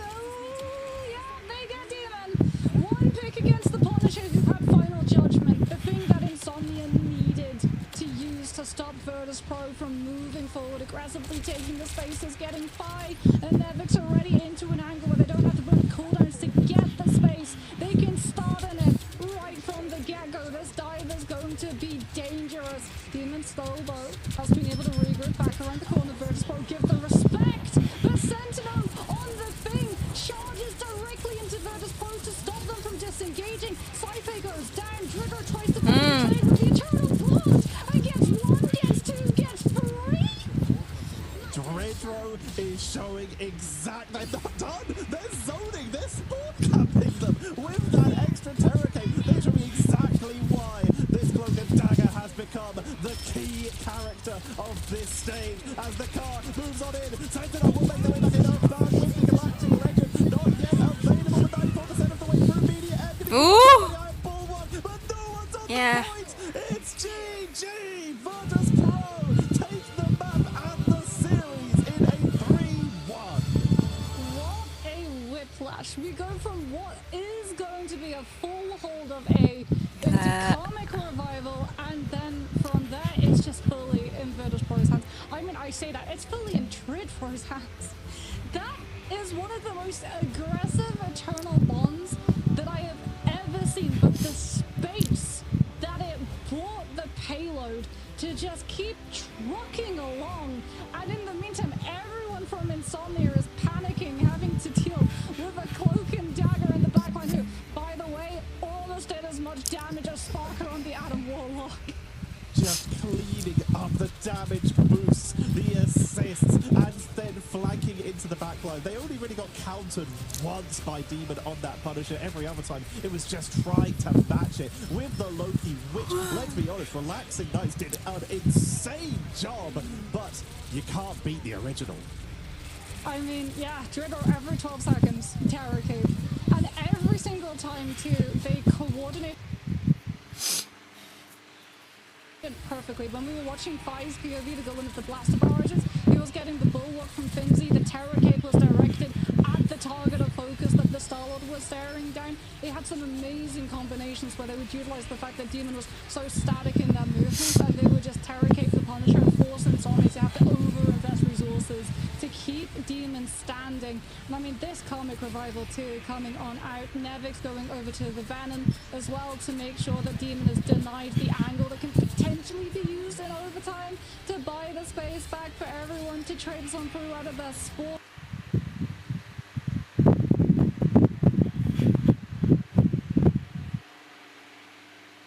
Ya elah.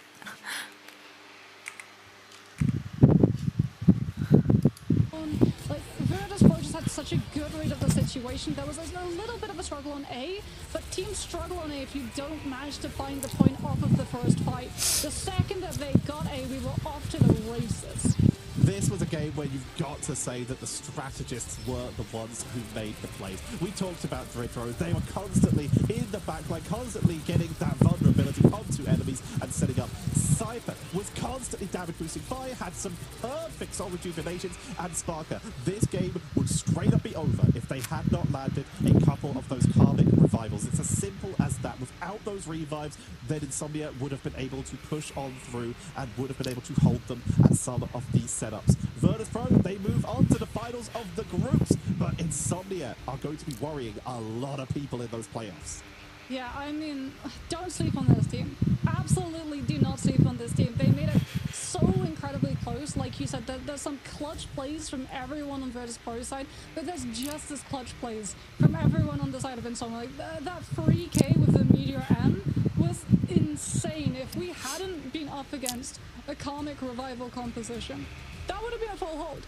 Like, right then and there, that would have been a full hold. They did such a good good job as well of being able to keep the low-key over the Cloak and Dagger, where the neutral was definitely weighted in the side of Virtus Pro. We even got to see that in the replays when Dredro was using that aggressive Eternal Bond all the way into Insomnia's spawn. It's immediately backed up by Phi just barraging in with the blasters, getting the Magneto bulwark so that everyone goes low, and it's Dredro who's the one who's able to come on through with those last hits. And speaking about coming on through, we're gonna be pulling one of those Virtus Pro players on through to the interview room. Hello and welcome, Finzi. Hello, thank you. This is saya. So, to get things started, because this was definitely a close series, did you expect this to be as close as it actually ended up being? We haven't played them in a long time, so I actually had no clue how good they were. I expected it to be a bit easier. They played really well, but we won in the end, so that's what matters. So you guys started adjusting your drafting style as the game went on to start picking up that Adam and taking it away from Insomnia. Is that targeted, or are you just like, are you just seeing Adam rise throughout the priority list here? Well, we think Atom comps are really good, but when they get Atom and they get Loki, it's kinda makes it harder for us since they have the link for Atom and then they have Loki lamps as well, so they have a lot of survivability. So it makes it really rough if they have both. And since they first protect Loki, then we can't have to take out the Atom at the end. And Dritter had some amazing Eternal Bonds coming on through where the team got to play super aggressively off of the back of those. How do those get coordinated? Is it essentially Dritter just saying, I'm ulting, everyone follow me? Yeah. We just make a game plan before the fight and to go with his ult, and then we just all go with it together and we call one target and everyone focuses that target, and yeah, that's how we do it. You yourself leading the charge quite a few times with, of course, the Magneto, with the Doctor Strange for the quick reinforcements and landing that six-man Eye of Agamotto that we literally just saw from that doorway hold. Who makes the communications for that? Are they communicating to you that they're coming through, drop it now, or are you just relying on instinct? Well, I saw them all rotate to the right side, so I know they're gonna go up the ramp to get the high ground, so I just call I'm gonna fly above them and ult, and then I just do a 3, 2, 1, and we all just go at the same time. And since I get everyone, it's really easy to clean it up. Speaking of ults, but not looking at the Strange, looking at the Magneto, Meteor is an ultimate that gains a lot of value just from using it and being able to use it as a defensive, but getting a pick off of the back of it, that's something additionally extra, right? How would you try and play a Meteor to look for a pick? Is that something specific that the team does to make it easier for you to land those? No, we don't really make like some crazy plays to get the rock kill, but it's mostly waiting for the Atom link to be used or the Loki lamp, since if they have those things and you're really not gonna get a kill with it, or a mag bubble. But I usually just use it defensively, but if I know they don't have Loki lamp, then maybe I call just go with mag ult, direct mag ult, and then we just focus on target and then mag ult it as well. Let's look ahead now. You are in to the finals of your group, which means you have a rematch coming in against Rad. How much have you adjusted your playstyle to prepare for them after that first series, or is it just business as usual for Virtus Pro? I mean, we definitely changed some things after we lost against them last time, but we also just played really bad last time we played them. So I expect them to do well, but I think it's going to go differently than last time, for sure. And while we have you here, there's been a lot of discussion and debate about who is the strongest team in the EMEA region. Obviously, Rad being able to pull a win against you goes to show their strengths, but then we also have the likes of Berber Patapim, who was rumored to be the team that everyone thought would be able to go toe-to-toe with you. In your professional opinion, who do you think is stronger out of those two opponents? We haven't played Berber in like a few weeks now, so I'm not sure how good they are, but they look really good in their matches. So I think it's really even between them, being the top two team. It's hard to say since we haven't played Berber in a long time. Well, you may get the chance to play against them in the playoffs that are coming up. You just have one more series to go before we jump into that for your seed. But you have many opponents coming up with those playoffs, and many people have their eyes on Virtus Pro. What do you have to say for your opponents and for those who are watching and rooting for you? Thank you for all the support to the fans, and we're gonna do our best for the fans, and the enemy team should be aware that we're back on a winning streak, and we're not gonna let it stop this time. Thank you so much for joining us, Quincy. Congratulations on the win. We'll let you get back to the rest of your day. Thank you. An intense day of matches. We saw an incredible performance from Zero Tenacity, while we did see All Business pop back up, showing that they have that potential and are prepared for these playoffs. Zero Tenacity did take that 3-0. Then we saw this match where a lot of people, while me and you were on the money, a lot of people would go in saying, it's Virtus Pro. With Insomnia, they said it themselves. We didn't know they were that good. Yeah, I mean, they did, like you said, say it themselves. Insomnia have definitely been one of these teams that have taken a lot of people by surprise. I would say both Nah, they guys, and gua Zero mau Tenacity main. have been surprising people with Terima the results. kasih It's definitely sudah led to some very surprising results when we look at our nonton. Nggak tahu overall sih ada yang nonton bracket apa to nggak. see Gue how cuman these pengen matches have ada. Oh, impacted. lihat tuh As, bracketnya. like you said to Finzi, Oh, it's the grand rematch final. time. Rad versus VP, the team that took Virtus Pro down. They go head to head for the group finals of Group B. Insomnia will be joining Peps in that bracket in the playoffs already seeded. Kesini So berarti Rad and Virtus Insomnia. will be competing for the higher seed for potentially that easier Oh, run. mereka But berdua. it means more than that. Rad, they want to prove it wasn't a fluke. They said it themselves. Virtus Pro, they said it's going to go differently. They need to prove it to themselves that they are still the top dog. As we Om, head Rad into sama VP what's pernah going to be ketemu, tapi an Rad incredible set of games tomorrow. menang And of course, telak. we have Group A as well. Another rematch.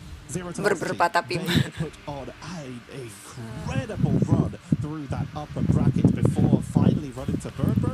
Oh, ini yang tadi. Showed up, but Z10 sama All Business. are back for round 2. And I mean, they have so many different compositions too. Like Berber and Zero Tenacity are two teams that you can never really Ini yang ban kemarin them buat out ton. of everything. So that match has the potential to go Dah ya. the full distance Thank you between the sudah teams. It just becomes a nonton. back and forth of each of them Bye-bye. taking